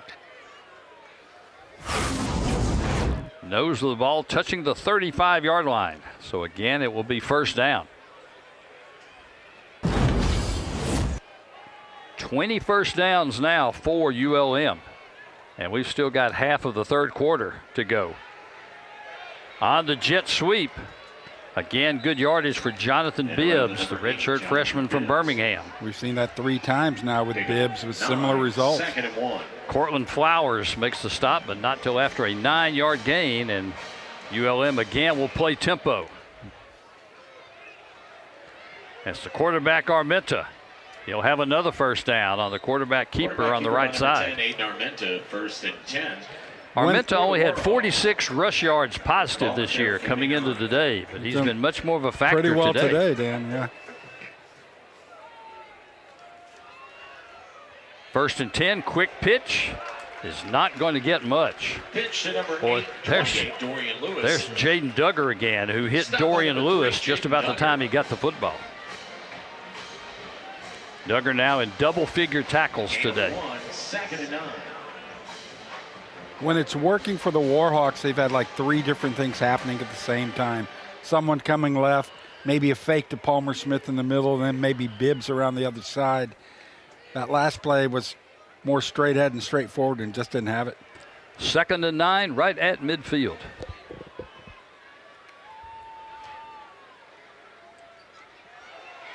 And hit again just about the line of scrimmage. Palmer Smith will pick up a couple as he leaned forward for Brent Gordon Jr. made the stop. So it'll bring up a 3rd and 7. That was a tough tackle. I think I even heard the crack of the helmets and shoulder pads up here. Gordon started the last 9 games for the Cajuns at the star linebacker spot after he missed the opener. 3rd and 7. Once again, ULM on the Louisiana side of the 50. Big pressure coming on, and the pass is dropped outside. And boy, McReynolds looks like he might have some running room, and he's able to hold on to this one. Well, the concentration really thrown off by the Raging Cajuns. Number 0, Robert Williams, back to receive for the Cajun. So Mackenzie Ryan will be on the Aussie, averaging right at 39 yards a punt this year. 22 fair catches out of 55 punts. And this is a low liner end over end. That's going to go over the head of Williams, but it's going to bound into the end zone. So Louisiana will have the football at the 20 when we return. 3:05 left in period number 3. Cajuns still holding on to a 4-point lead.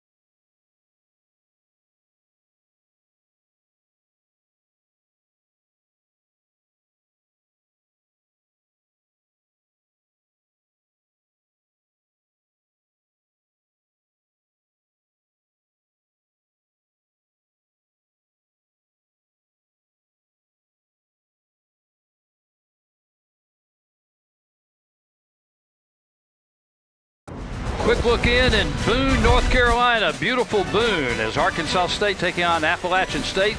Early in the fourth quarter, they're all tied 23-23. Appalachian State with the football in Arkansas State territory. Winner of this game will be headed to the postseason. The loser will have its season end this afternoon up on the mountain. Plenty of time to go in that one, but looks like App was moving a little bit near the 30. 1st and 10 Cajuns as Winfield back to throw. Lunch Winfield's pass complete to number 6. Gets it out to Sampson, pickup of about 6 or 7 yards. Arkansas State quarterback Jalen Rayner, well, what a weapon he is. 285 yards and 3 touchdowns in that game already today. And if he gets 1 more yard on the last play of the game last Thursday, this game has an all different meaning. Pickup of 8 on the pass to Sampson. 2nd and 2. Going outside, this is Perry. He'll be run out of bounds at about the 37-yard line, picking up a first down. Jiron Esther, redshirt senior from Donaldsonville, makes the stop. Transfer from Harding. A mental audible called by Perry. Nothing going, so I'll go to plan B. And I'll scoot outside, and he did. The redshirt junior from Franklin, 4th in the conference, averaging 5.3 yards per carry.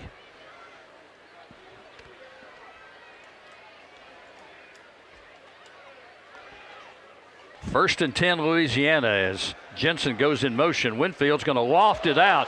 Tried to get it to Davis, just out of his reach. He had to loft it a little too much, mostly because Kelby Holmes, the native of Philadelphia, Mississippi, was right there stride for stride with Davis. But I think another good call by Winfield. You're tossing it like that, and it's either caught or it's out of bounds.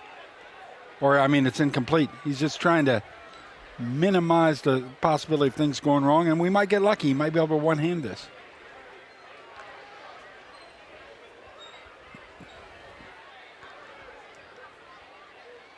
Second and 10 is Jensen again in motion. This time Winfield pulls it back. He'll have positive yardage as he is run out of bounds just past the 40-yard line. Took a pretty good hit.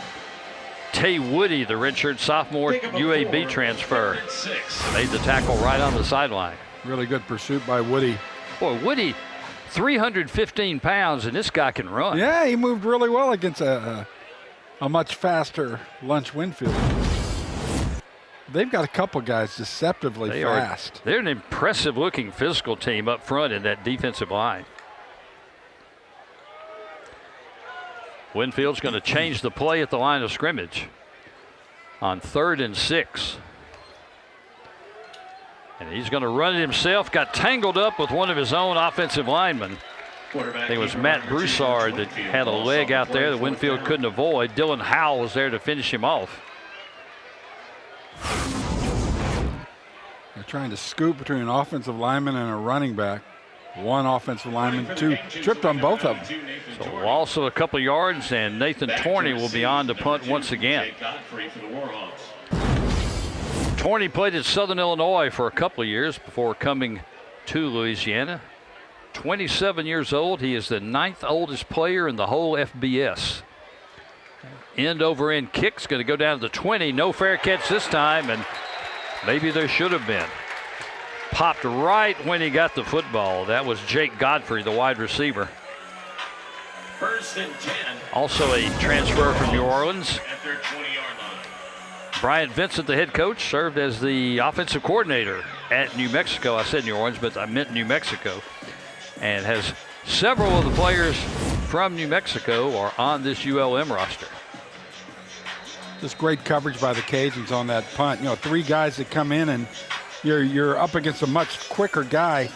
You just watch him. It's basic stuff. You watch their midsection. Midsection isn't going anywhere fancy. This game was 14-13 after 1 quarter. Since then, we've had only 1 scoring play, and that was on a 55-yard field goal. First down carry, finding some running room.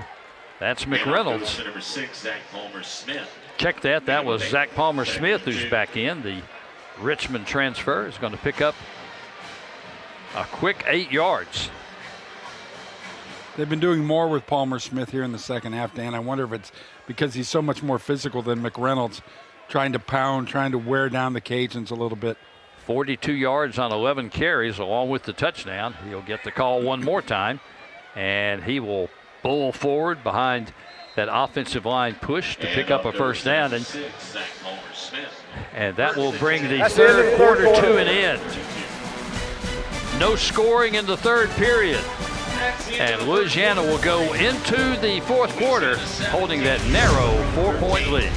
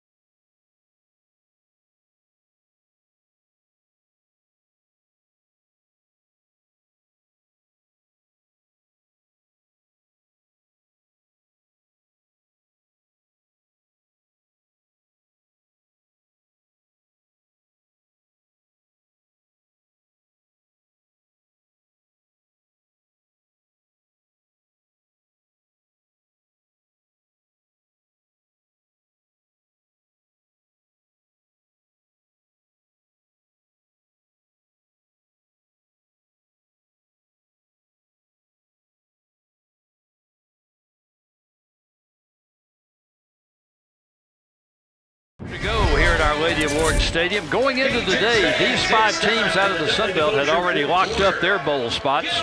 James Madison, of course, with some fleeting hopes of getting into the college football playoff. They need a lot of things to happen before that happens. At least 2 of those teams in that group right there are also going to be bowl eligible. Georgia Southern Marshall playing each other, Arkansas State and App State playing each other. If Louisiana holds on to win this one, they would be bowl eligible. If Texas State holds on to beat South Alabama, they would be bowl eligible. So either 7, 8, or 9. Uh-oh. And this is not a quick popper over the middle. And I don't think anybody's going to catch Jonathan Bibbs. He's going to take it all the way in for a touchdown. 68 yards. And just like that, ULM's back on top. Little slant pattern, pitch and catch, and goodbye. Officials timeout. Got a Warhawk down at about the 10-yard line. But boy, what a quick completion from Armenta, and Bibbs found a seam. The redshirt freshman from Birmingham. He leads the team with 24 catches, 304 yards this year. and 2 touchdowns. He just picked up his 3rd. Well, Danny didn't have to set up. I mean, they caught him in mid-stride. And so the momentum was already there. Nothing had to be ramped up. I mean, watch it just. Boom. And just Flowers catches him was in making orbit. chase, but he was not going to catch Bibbs.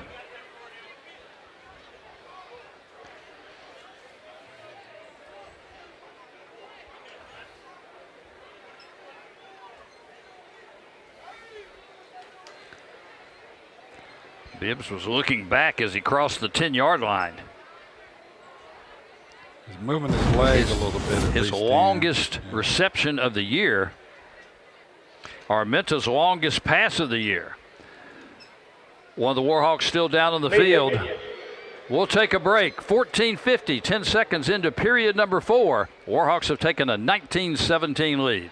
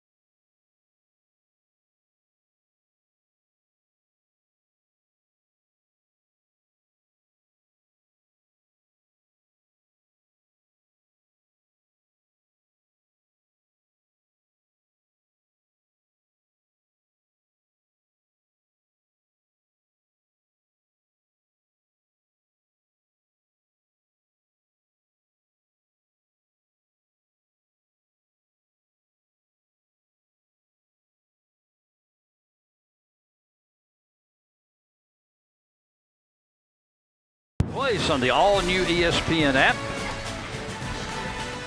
Can contact your local provider for that or go to ESPN.com and get set up. Nate Green, a redshirt freshman offensive guard, hometown product from right across the Ouachita River, West Monroe High School, was carted off, and you really hate to see that. One of his legs was pretty much immobilized as he was taken by the cart up the tunnel. It's coming on for the extra point, Jacob Chambliss. An important try. Big point here, and the kicking game has been an adventure so far today. This kick, though, is up, and he's got this one through. 14:50 to go in the game. The Warhawks with a quick strike, only 10 seconds into the 4th quarter. And they have taken a 20-17 lead. Well, with those kinds of playmakers, I mean, you knew it could happen at any time. I was watching ULM head coach Bryant Vincent during the break between quarters, and he had his entire travel roster around him, all down on one knee, and he was delivering some impassioned words to his group, getting them fired up for the 4th quarter. What I also like seeing is, it reminding you that it's a team game. As Green is getting into the cart, I see 5 of his teammates running up there, including his quarterback, including their star receiver, checking on their guy.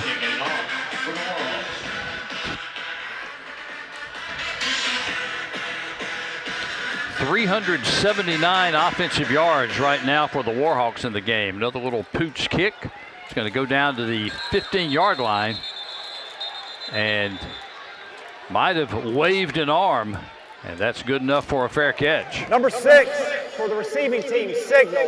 Number 24 caught the ball. The ball will be placed at the spot of the catch. There's one of the new rules this year is that if anybody on the receiving team signals for the fair catch, it does not have to be the guy who actually receives the football. Somebody else called for the fair catch, and that's where the Cajuns will start. Because Blanco's thinking, I didn't do anything. So a mental mistake at the 15-yard line. So Louisiana will have the football there.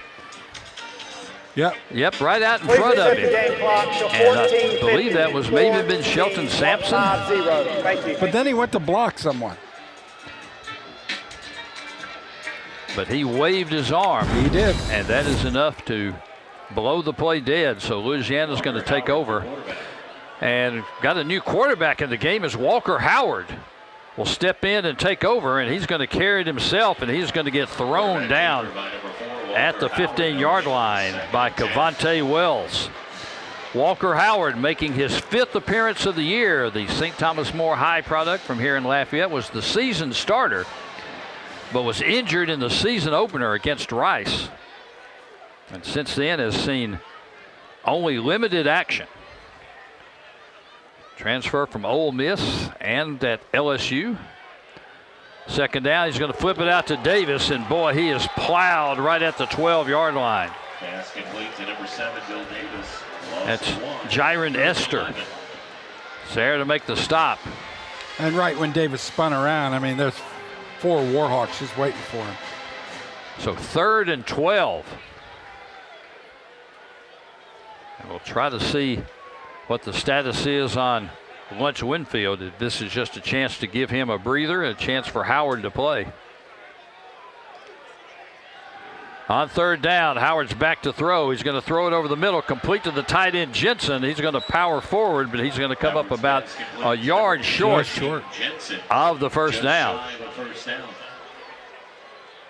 You know, Jensen's such a force. I would love to get in his hands more often if I'm in the Cajuns offense. Because he's just a tough guy to bring down. And boy, once he picks up a head of speed. It's going to be 4th and 1 from the 24. And right now, Louisiana has the offense still on the field. Well, you know, they've had some success trying to draw the Warhawks off. And how's this for a bunch formation? Howard's going to hand it off to Davis. He's got a yard and he's got more. Nobody is going to catch the bulldozer. Oh, my. 76 yards. Davis with his 6th touchdown of the year. And how is that for a response? On 4th and 1. I mean, the bunch, the defense will work up to a point, but there's the cost. There's the risk.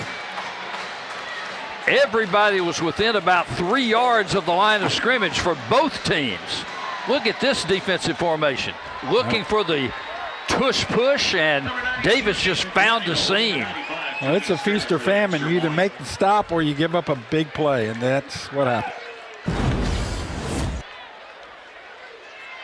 Davis's longest run of the year. Tony Sterner adds on the extra point. 12:49 left in the 4th quarter. All of a sudden, we've got the offensive fireworks again. Cajuns lead the Warhawks 24-20.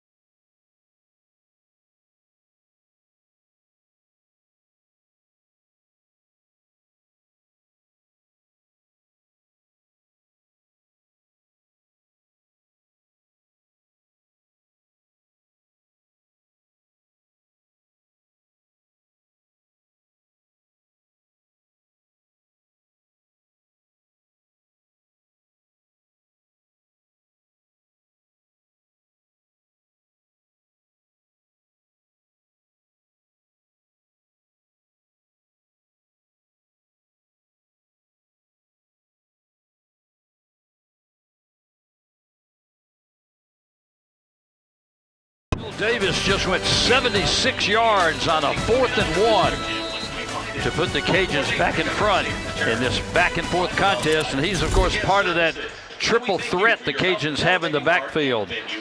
Perry and Davis already this year both over 600 yards. They may both be over 700, though they're close so far today, especially after that Davis run. And Winfield is now over 600 yards. So a lot of weapons for the Cajuns in that rushing attack. And every one of them can go the distance at any time, and Bill Davis just showed that. Logan Klotz on to kick it away.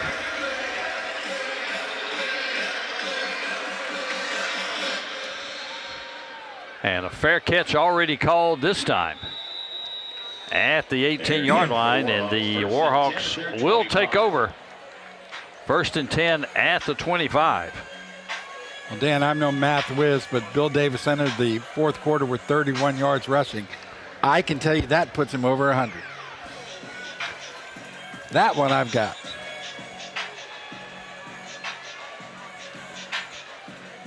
But look out. I mean, if we're going to bookend this game with exciting offensive play, and we've already had that in the 1st quarter, look out. We're going to go down with a really good one. We had 27 points scored in the 1st quarter. We've had 14 scored in the 4th quarter. We've only played less than 2.5 minutes. 1st and 10. Here we go again. Big run this time by Zach Palmer-Smith. And he's got it all the way out to near midfield to pick up of 22 yards before Cameron Whitfield finally corrals him. Palmer-Smith like a full-speed pinball. I mean, watch. And it just hit you. Keep going. And he'll get another crack. Finds a little bit of a seam. Still going. Still pushing his way. He's going to have another first down. And off goes number 6, Zach Palmer-Smith. 1st and 10 for the Warhawks at the Louisiana. Whatever Bryant Vincent said in that huddle, he has lit a fire under this team right now. They're at the 40-yard line.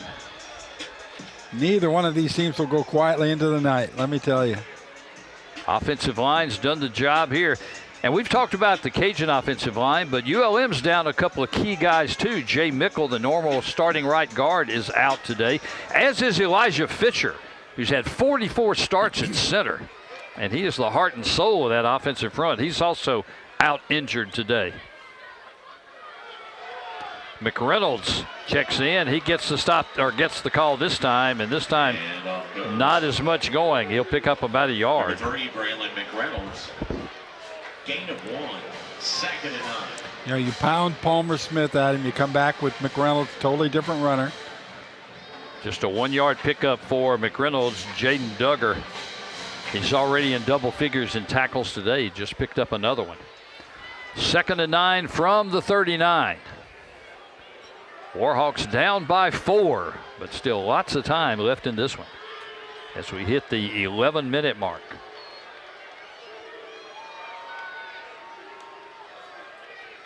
Armenta calls for the football. Under some pressure, now he'll get it out to McReynolds. He'll get whatever he can out of it. Pick up of only about 2 yards. Marion Eliam, the Monroe product, who played at Neville High School in Monroe, makes the stop. And look, it's impressive that McReynolds even got 2 yards out of that. He did that just by stutter stepping and trying to separate those two defenders. 3rd and 8 from the 38.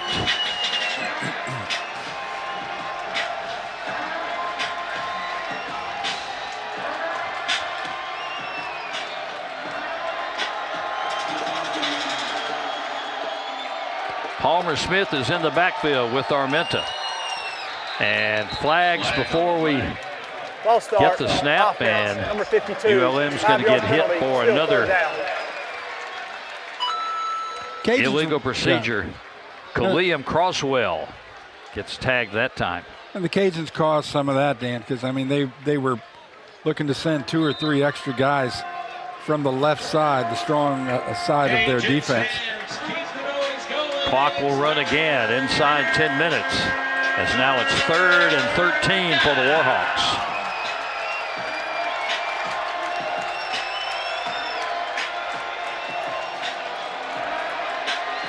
Four-man front. Armenta back to throw. Clean pocket. He's going to air it out. Going deep. Looking for Trujillo. Did he hold on? Yes, he did. Beautiful pass.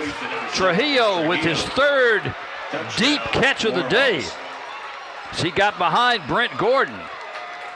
And the Warhawks strike back once again. Trujillo's second touchdown of the day. Armenta's second touchdown pass. Dan, the pass just looked beautiful just as it left Armenta's hands. I mean, you just see this perfect spiral. Great touch, even with a hand in there. And Trujillo's able to hold on as Chambliss is on for the extra point. That one's a line drive up and good. 9:32 left in this one. 14 points in the period for ULM. And they lead the Cajuns 27-24.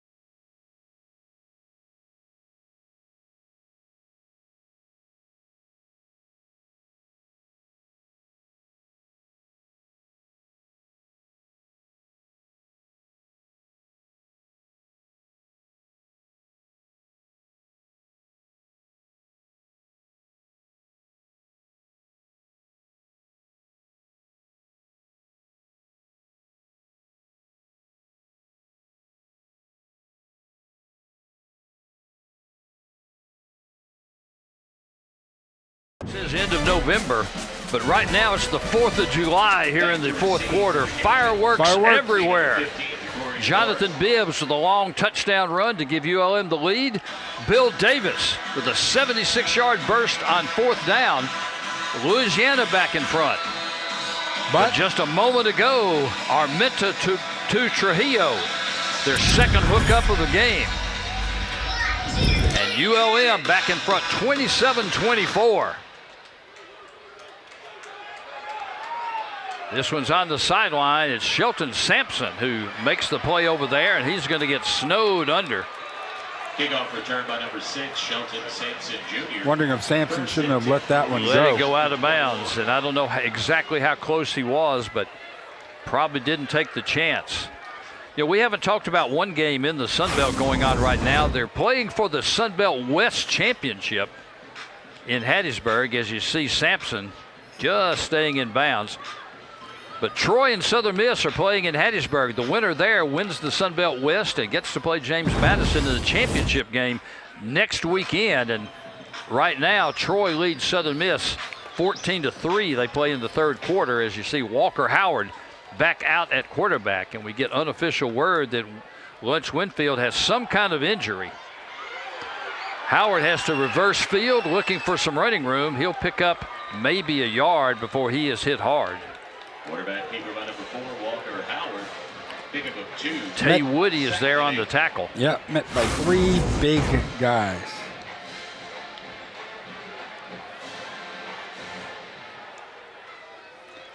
Howard has 49 yards rushing this year and only 10 carries. thing about ULM's front line too, Dan, they do such a great job of moving them around so that if you're looking for a matchup on the Cajuns offense, you really can't. 2nd and 8 as Howard's back to throw. He's going to air it out, looking deep, looking for Sampson. Boy, knocked away. A nice defensive play by David Godson. For number 6, Shelton Sampson Jr. Around Sampson may be off to the races. Well, because that was a beautiful ball by Walker Howard. Plenty of time. Just a great defensive play. Watch this. Perfect timing. Right hand around the back, left hand reaches out for the ball. That's just the way you're supposed to play it. So now it's 3rd and 8. And this becoming a key 3rd down for the Cajuns. It's Howard again back to throw. Doesn't have a receiver, still looking. He's going to throw over the middle, and he's got a completion for a 1st down. That's again Bill Davis. And Davis is going to get it out to almost midfield. Dan, that was just such great vision by Walker Howard. I mean, you're a guy running for your life, but you're still keeping your head up and scanning the field. Flushed out, going against your body, and still watching and finding that open guy. Injury-plagued season, of course, for Walker Howard, the redshirt junior. Only 12 completions this year. But that was a big one to get a 1st down in midfield. And now Howard will call his own number. And he's got a little bit of running room. He's going to pick up 5, 6, 7, 8, maybe 9 yards. It's close. Think I give him another one? Pick up of 9. Zy Jackson makes the stop. Half a yard short.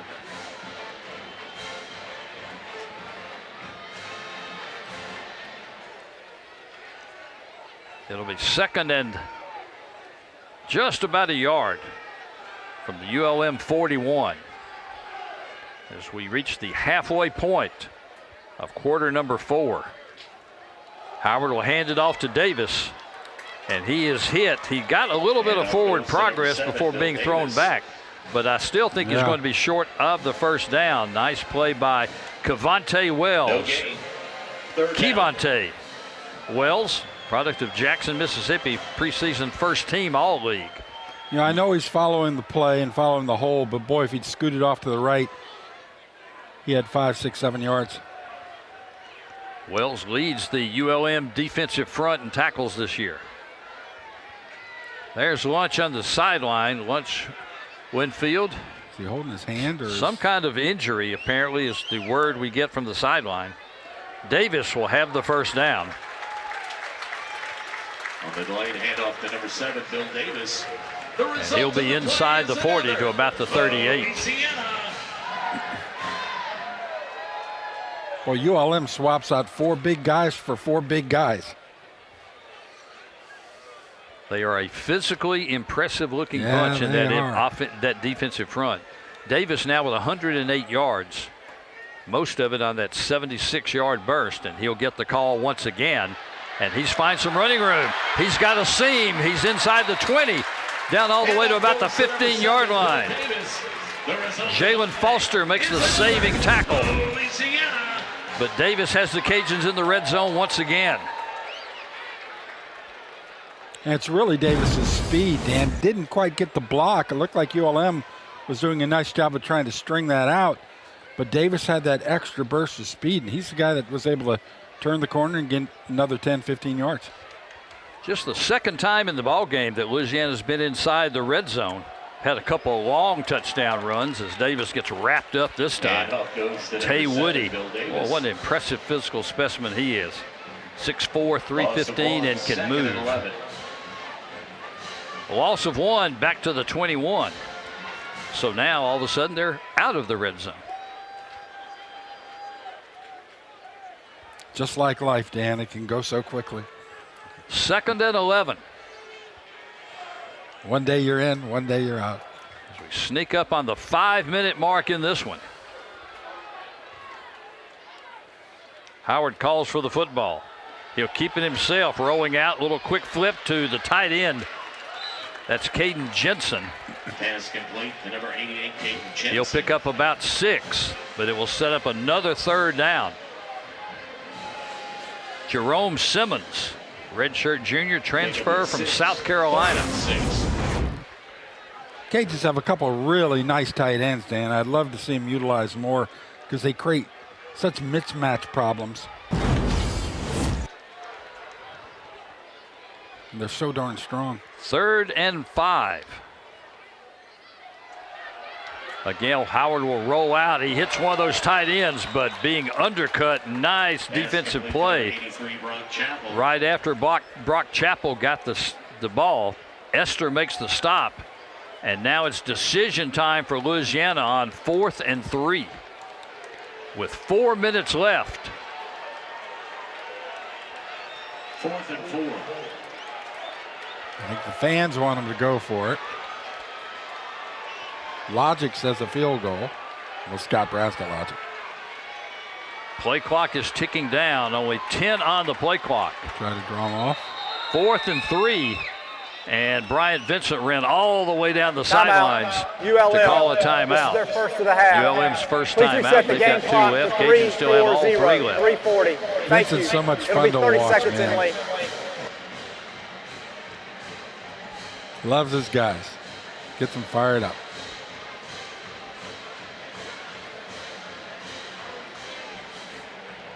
Three-point game. And why should we expect anything else when these two teams get together? Or why should we expect anything else considering the way the Cajuns have played the last month or so? Basically, they've won 3 one-score games. I think one of them was by 9 points, but it could have easily been a one-score game in that one. So it's going to come down to this. Get a look at Lunch Winfield on the sidelines. You know that he would want to be in there. Cajuns have won the last 3 games by a total of 16 points. Try to draw them off. Here a 4th and 3. Williams in motion. Howard's calling for the football. Doesn't get it this time. Play clock still at 15. Timeout, Louisiana. And now This is their Louisiana first of will the take half. its first 30 seconds in timeout. late.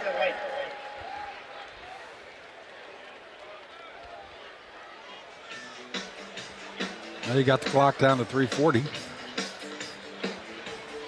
You kicking it or going for it, Dan? Well, Tony Sterner is walking out onto the field.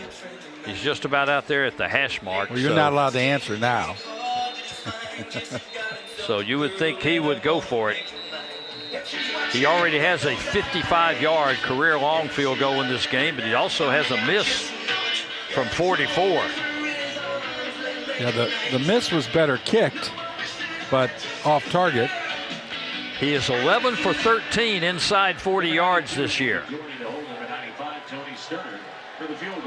And this one will be from 30 for the left footer from Kingwood, Texas.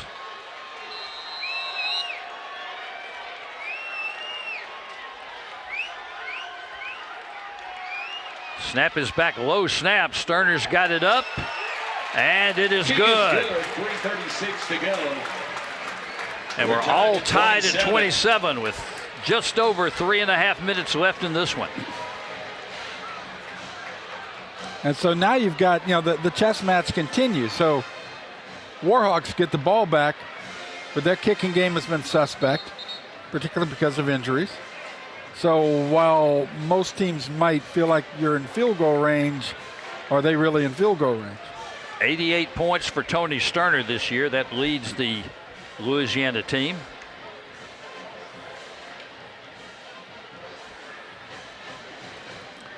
If I'm the Warhawks, it's McReynolds and Palmer Smith and Bibbs, and let them see what they can do. And this is Breck Schultz that's going to come on to handle kickoff duties. Logan Klotz has handled all the kickoffs up to now. But Schultz is out there, the freshman from Denham Springs.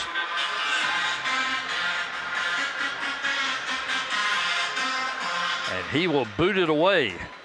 It's going to carry down to about the 7-yard line. Same result as ULM will take the fair catch, and they'll start at the 25-yard line. At their 25. So plenty time for ULM to spoil the Cajun party and keep them out of the postseason. Louisiana has been in 7 straight bowl games.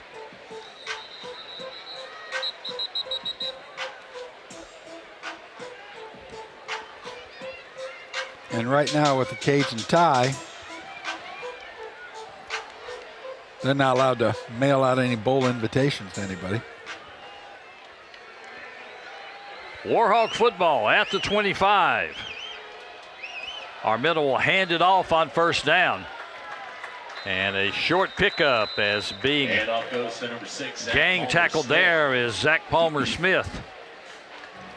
Palmer-Smith with 81 yards before that carry and the touchdown today. So he's got his 4th game of 75 yards or more in the last 5 outings.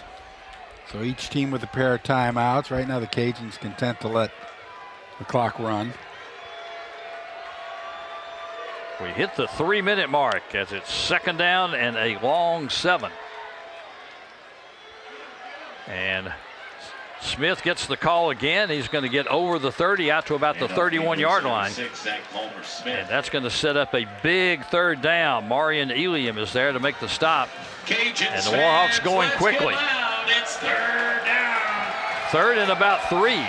Quick pitch on the outside to Palmer-Smith, and he will have the 1st down. The clock will stop momentarily as they'll reset the change. Terrence Williams makes the tackle for ULM. And now the clock will restart. Heavy doses of Palmer-Smith. And now McReynolds. 95 yards for Palmer-Smith as McReynolds checks back in. 1st and 10 at the 39.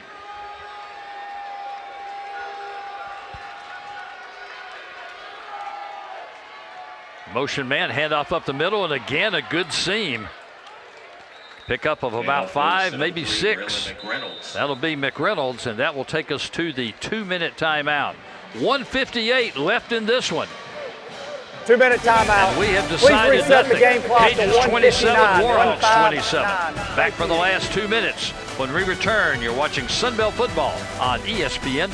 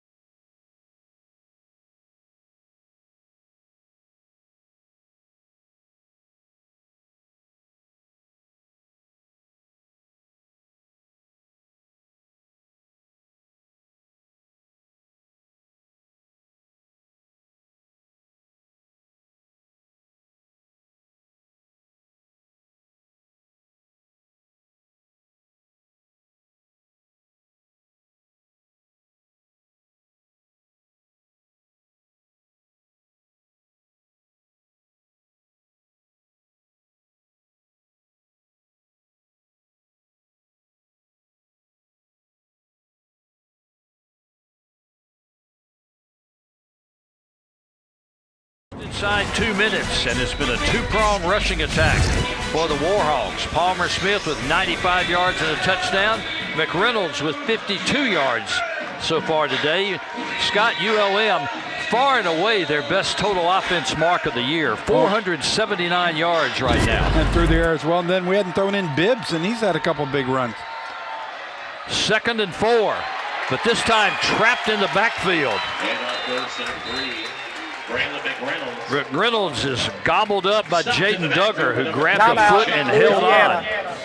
This is our Duggar's second just having a timeout of phenomenal the half. game. This will be 30 seconds in length. Please reset the game clock to 1:55. Cajuns called their 1:55. second Thank timeout you. as they'll reset the clock to 1:55.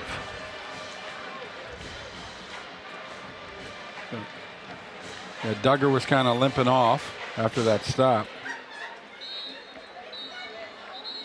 But a big play right here.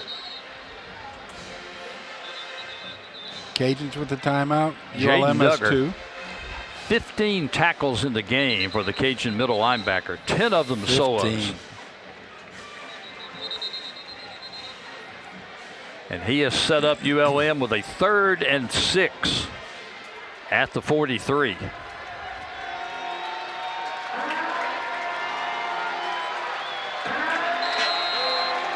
Cajuns fans, it's 3rd and 6.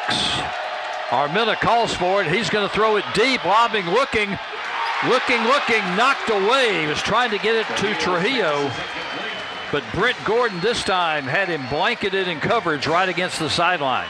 It's 4th down. Really nice coverage by Gordon. Got to watch the potential taunting. He got away with a little talk back there, but great coverage. And you know, ULM is almost forced into that situation because of the problems in the kicking game. For the Warhawks, number 47, Mackenzie Ryan. Because they know that there was no real line to shoot for to give your field goal kicker an opportunity because it's been such an issue. Instead, Ryan's going to come on to punt it away. And a fair catch called for at the 10-yard line by Williams. Dan, you're right. I mean, the Warhawks had to think touchdown. Yeah, they could not think field goal. And that's nothing against Jacob Chambliss. I mean, he's trying as much as he can, but he's a walk-on guy who's had to been just thrown into that situation. 0 for 2 now on field goals this year. He's already missed from 37 today.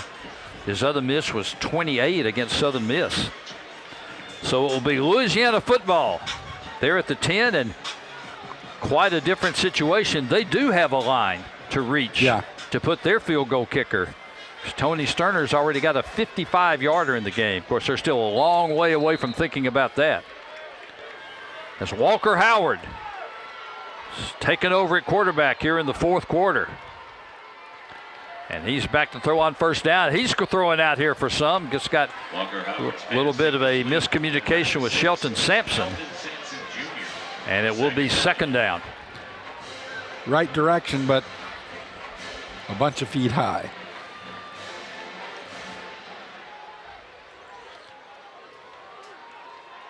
No doubt the Cajuns will try to run a lot of out patterns and work with the sideline. Save that time out. Davis in the backfield with Howard. Again back to throw when that one's thrown behind the tight end, Jensen. And now all of a sudden it's 3rd down.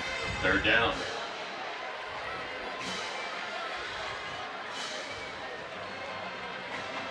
It's like Howard tried to get rid of it early with some pressure coming in on him.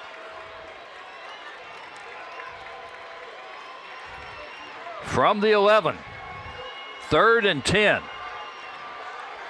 Louisiana 6 out of 14 on 3rd downs today. And Howard's back to throw. Going to dump it off here to Davis. He is hemmed in, though, on the sideline. That's only going to be a gain of about 2 yards. And Louisiana's going to have to punt it away with less than 90 seconds left in this one. Billy Pullen, the edge side rusher, is out there to make the tackle. So they'll call on Nathan Torney again to punt it away. And the Warhawks are going to get another crack at it. Remember, the Cajuns have had an adventure on a snap, on a punt. Godfrey is the deep man for Torney's punt. He gets this one away end over end. It's handled at the 47, and a big-time tackle for Louisiana by the gunner. Just came flying in there. I think that was Curly Reed, redshirt sophomore from Lake Charles, who was down there to make the tackle. Flying in there, stuck the arm out. First and 10. But ULM has the football 52 yards away from a potential winning score. And 1:19 left. Louisiana has called on its defense several times in this 3-game win streak at the end of the season. And they'll do it here one more time. And Duggar is back in.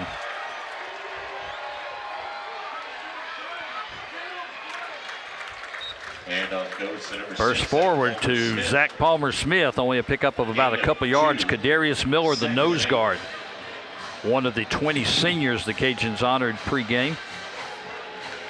There to make the tackle. His second time he was a senior day. He got an extra year thanks to Diego Pavia and the ruling about junior college players getting that extra year. Yeah. 2nd and 8 from midfield. Handoff again to Palmer-Smith. And still trying to push forward for yardage, and he's going to push forward all the way right to the stripe. He's going to only be about half a yard short of a first down. Clock continues to run with less than 30 seconds left. 2 timeouts for ULM. They choose not to use one here, and Smith breaks it clear. He's got some running room. He's down to the 34-yard line. You wonder if there's any line where the Warhawks would try one. Timeout, ULM. 17 seconds left in this one. Brian Vincent takes his second timeout.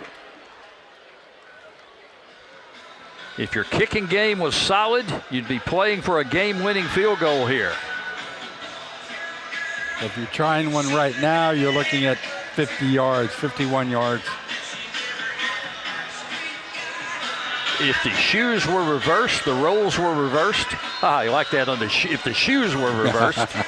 No question that Louisiana would be setting up to try to attempt a field goal, because Tony Sterner has that kind of range.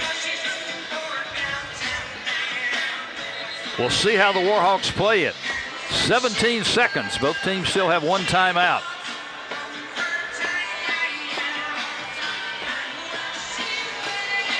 Louisiana's 1-0 in overtime this year, if we get to that. Warhawks have not played an overtime game this year. We'll see if that happens. We'll know in about 17 seconds from now. Armenta calls for the football. Empty backfield. Low snap, but he picks it up. Now under some pressure. He'll flip it out here, and that one's not going anywhere. He gets it out to Julian Nixon, the tight end. I'm out. ULM. This is their and who third else and but final Jaden timeout. Duggar is there This will to be make the 30 stop. seconds That's in tackle lane. number Please reset the 17 game in the game. to 11 seconds. 1-1. Thank you. 11 seconds on the clock, and it's 2nd and 12. And how many of those 17 are solo? 11, 12? At least 11.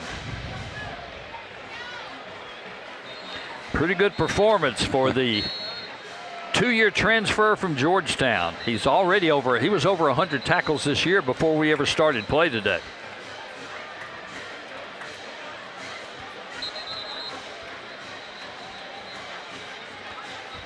"11 ticks left. Ball's at the 36.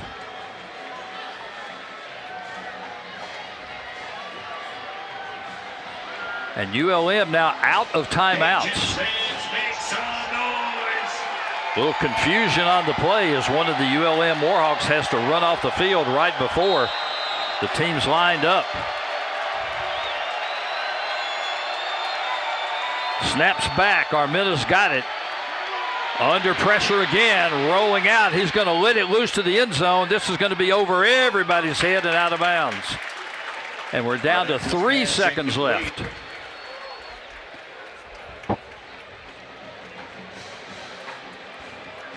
So, of course, for the Cajuns, 2 weeks in a row, last play of the game, dramatics. Third down, that doesn't matter a lot. What matters is 3 seconds on the clock, more than likely our final play of regulation.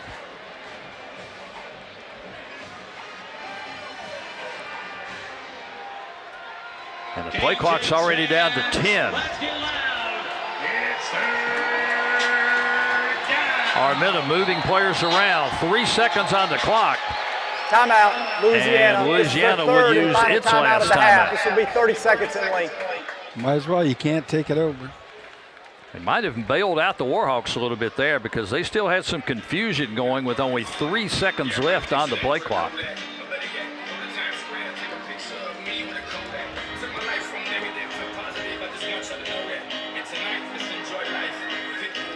It would be a 53-yard field goal from right here.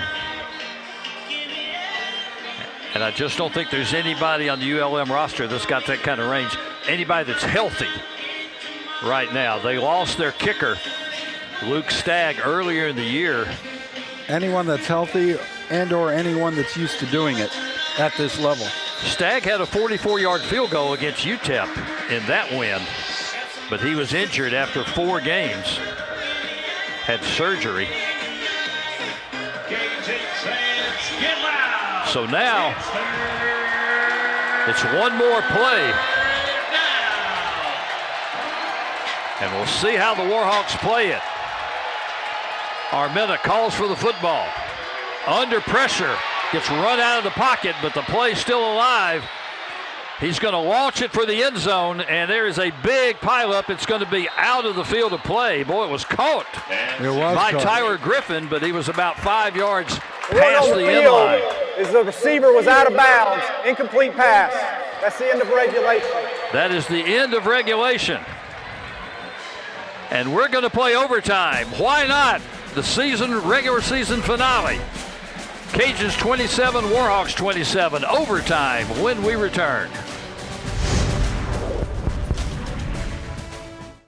Win big in the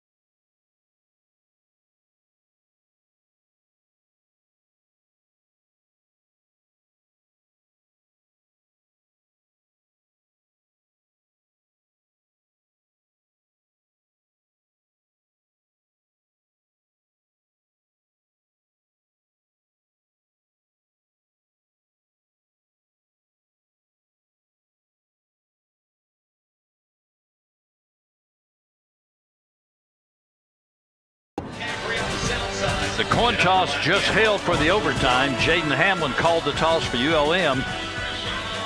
Called heads maybe, but it came up tails. Louisiana won the toss. Louisiana will play defense first, which is the obvious thing to do when you go into overtime. Cajuns are 1-for-1 overtime this year. They defeated Marshall in 2 OTs. ULM has not played in overtime this year. There's a quick look at the rules. Each team will get a possession from the 25. And if one team scores more than the other team, it's over. If they're equal after that, they'll go to a second overtime. On the second one, you have to go for 2 points after you score a touchdown. If we get to a third overtime, you start doing just nothing but 2-point conversion plays. And eventually we come away with a winner. And before the play ever started, a false start's going to be called on the Warhawks. The left side of the offensive line got a jump. Offense, number 75, 5-yard penalty. We'll replay first down. There's the big debate. Do you want to go first? Do you want to, let the other team have the ball first and then see what you have to do? Q McBroom, a veteran, the left side tackle from St. Louis, Missouri, making his 16th start tonight. Jumped offside on the left side, so now it's 1st and 15 from back at the 30.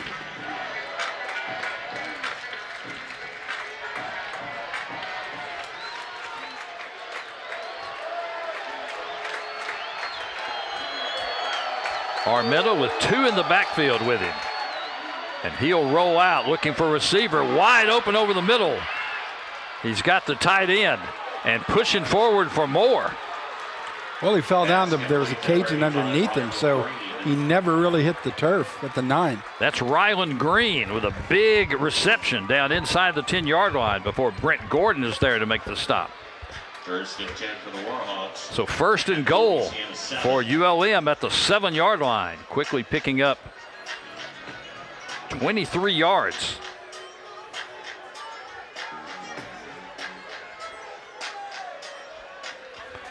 Armenta has Palmer Smith in the backfield in the eye. Palmer Smith gets the call, picking his way, trying to get more. He is going to be stacked up right about the 5-yard line. Handoff goes to number 6. Jordan Lawson, the lead tackler there for Louisiana, and it'll be 2nd down at the 5. Actually, a little bit outside the 5. 2nd down. It's like Palmer Smith hit the hole, and then he just kept scooting to the left, trying to find some crease, and there was nothing. The Cajuns held twice inside the 2 last week against Arkansas State to hold on for that win. They're trying to get another defensive stop just like that one. Full house backfield now. And the Wildcat quarterback handoff is going to go to McReynolds, and he is going to be snowed under. They brought on Landon Graves, the redshirt sophomore from Monroe, who's the number 3 quarterback. He took the snap. But the Cajuns held their position. Terrence Williams in there. Just did a great job of riding it out, Dan. So 3rd down now from the 7-yard line. After 2 plays have lost a couple of yards. The Cajuns defense just held their spots. Didn't worry about the handoffs and the trickeration. Again, a full house backfield, almost a T formation. Back to throw. That's Hunter Herring. Throws in the end zone. It's intercepted. Brett Gordon Jr. Rolling on the field is an interception. Louisiana will have the ball 1st and 10 at the 25. Hunter Herring snuck in as the backup quarterback. But Gordon was back in the coverage and made the leaping interception. His first pick of the year for the former Cecilia High product. And now Louisiana could win the game with any score. He was trying to get a little bit deeper. Nice play. He had J.P. Coulter open on the back line, but the ball just had a little bit too much air under it. And now it's Louisiana's turn. A field goal wins it, as does a touchdown. Stephen Blanco is in the backfield with Walker Howard. Tight end in motion. Here goes Howard, or run play all the way. He's going to get some yardage. He's at the 15. He's down to the 10. He's down to the 5-yard line. The product of St. Thomas More from here in Lafayette has the Cajuns 5 yards away from a win. And Dan, great play. The ULM defense is bunched up in the middle. Gets a couple good blocks there on the outside. Blanco supplies one. And nice little spin move by Howard to get another 4 or 5 yards. And wouldn't it be fitting? Howard injured in the first game this year. Has not had a win as the Cajun quarterback. First and goal, Bill Davis. Hit hard right at the line of scrimmage. He's going to fall forward for 1. Billy Pullen wrapped him up there. Gain of 1. All kinds of congestion right behind the center. So second and goal at the 4. Correction, ball at the 4. In the first overtime. Ball's just inside the 5-yard line. Call it 4.5. Davis in the backfield with Howard. Tight end in motion. Here goes Howard again. He's hit at the line of scrimmage. He's going to go forward. He's down to about the 2. Shows you the strength of Howard. He's not necessarily the biggest guy, but boy, he sure bounced and kept going forward. He was hit right at the line of scrimmage, and now Lunch Winfield's going to come back in.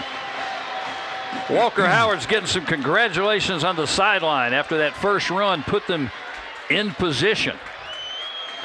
Winfield's at quarterback. Lunch Winfield.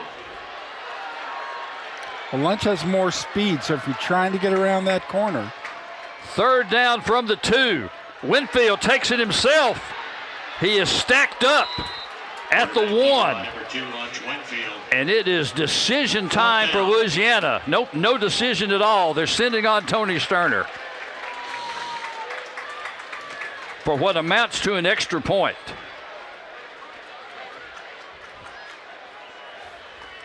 To put the Cajuns at 6-6 and almost guarantee them a bowl appearance for the 8th straight year. The ball is over on the left hash for the left footer.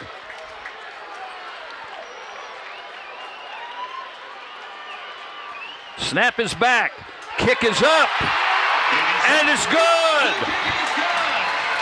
Tony Sterner with the 20-yard field goal in overtime. And Louisiana has won its 4th straight game. And they are bowl eligible. What a fun one, Dan. What a fun one. And you can see the disappointment on some of the Warhawk faces. Oh, yeah, they played a heck of a game, man. This is a team that went for 516 yards in this game. They hadn't been over 440 yards all year long. But they fought this one tooth and nail. But the Cajuns get the field goal, and they win this one by a score of 30-27. We'll be back to wrap things up. We'll talk to our player of the game when we return to Our Lady of Lourdes Stadium.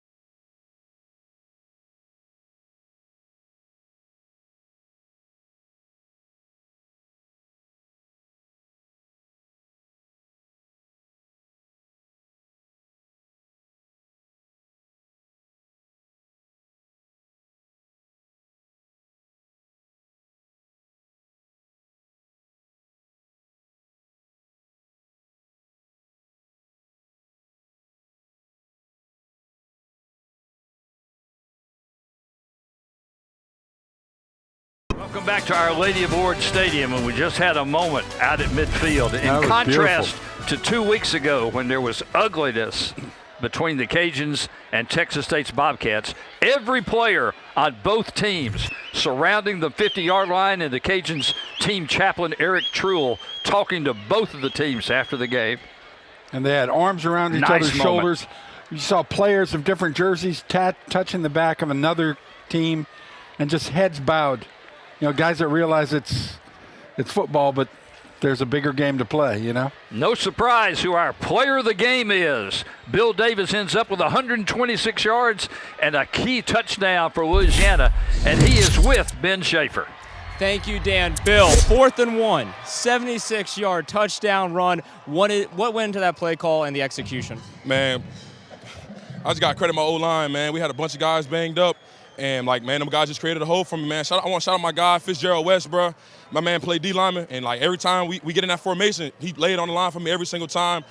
Like, I'm just so proud of that dude, bro, just how hard he works. And, like, that was just a critical block out of O-lineman. Everybody out there just doing their job, and, you know, I'm just happy to, just do my 111, and, you know, we came out with a win. That's really all I'm happy for. We clinched 8 straight bowl games, and I'm just happy, man. We fought through a lot of adversity to get to this point, so I'm just so happy like where the team is right now, and, you know, moving forward in the future. When you guys were staring down that 2-6 record, you guys talked about it as being 4 playoff games to get to the postseason. What does it feel like now knowing you overcame that as a group? Man, you know, sitting at 2-6, man, it's tough, especially, you know, since, you know, having the season that we had last year. And I just remember Coach Dad just said, like, you know, are we going to believe? And I really want to give a big shout out to Lunch Winfield, man. Like he came in at the end, tried to get it in for us, and like I said, he always got up and said, you know, same team, same vision, same goal, and just the way our guys rallied behind him, and the way how Walker came in there, and like I said, got us in field goal range. You know what I'm saying? And shout out my guy, you know, Brent Gordon, to get us the pick and be able to kick the field goal. But to answer your question, you know, starting off 2-6 is never easy. But the way how we fought as a special group, and I'm just, like I said, I'm just happy to be a part of this team, man. You know, I'm a small piece to the artists. I'm a small little piece doing my 111. Bill, thank you so much for joining us, and best of luck in the postseason. Thank you. Dan and Scott, back to you guys. Bill Davis is not a small piece. He's 225 pounds in that 5'9" frame, and he made the big play that made this one possible. It's worth a lot of big plays in this one. You got a chance to see that 96-yard kickoff return from Jacorian Norris in those highlights, and that got the Cajuns off to an early start, but ULM came powering back. Boy, the Warhawks played a great game, one of their best games of the season all year. Yeah, but Scott Brazda, the Cajuns, as they've done in all of their games here going down the stretch, they found a way to win. Reminds me of the old Cleveland Browns, you know, the Brian Sipe, the cardiac Browns. And so many different players came up with something that added to that victory. I mean, definitely a team game. Duggar on defense, Dan. How many tackles? 16, 17? Just phenomenal job. Gordon with the INT. You know, the line did a great job of protecting both Lunch and Howard, and came up with the big plays when they had to. What a heck of a game. Hats off to the Warhawks, Dan. I was impressed. With the win, Louisiana improves to 6-6 on the year, 5-3 in Sun Belt Conference play, and it's almost a mathematical certainty with the way games have gone around the country this weekend that Louisiana will be playing in a bowl game. And of course, we're about a week away from that. None of those will be announced until after all of next week's conference championship games. But the Cajuns will be in postseason for the 8th consecutive year. With the loss, a tough loss for ULM. They'll finish their season at 3-9 and 1-7 in conference play. Thanks so much for our wonderful crew all year that has been so good to us and has made us look good. Thanks to our spotter, Steve Peliquin. Thanks to our directors and producers in the truck. Thanks to my usual partner, Eric Mouton, and my partner today, Scott Brazda. I'm Dan McDonald saying so long from Our Lady of Lords Stadium. All games airing on the ESPN networks are streaming live and archived on the ESPN app. This has been a presentation of ESPN.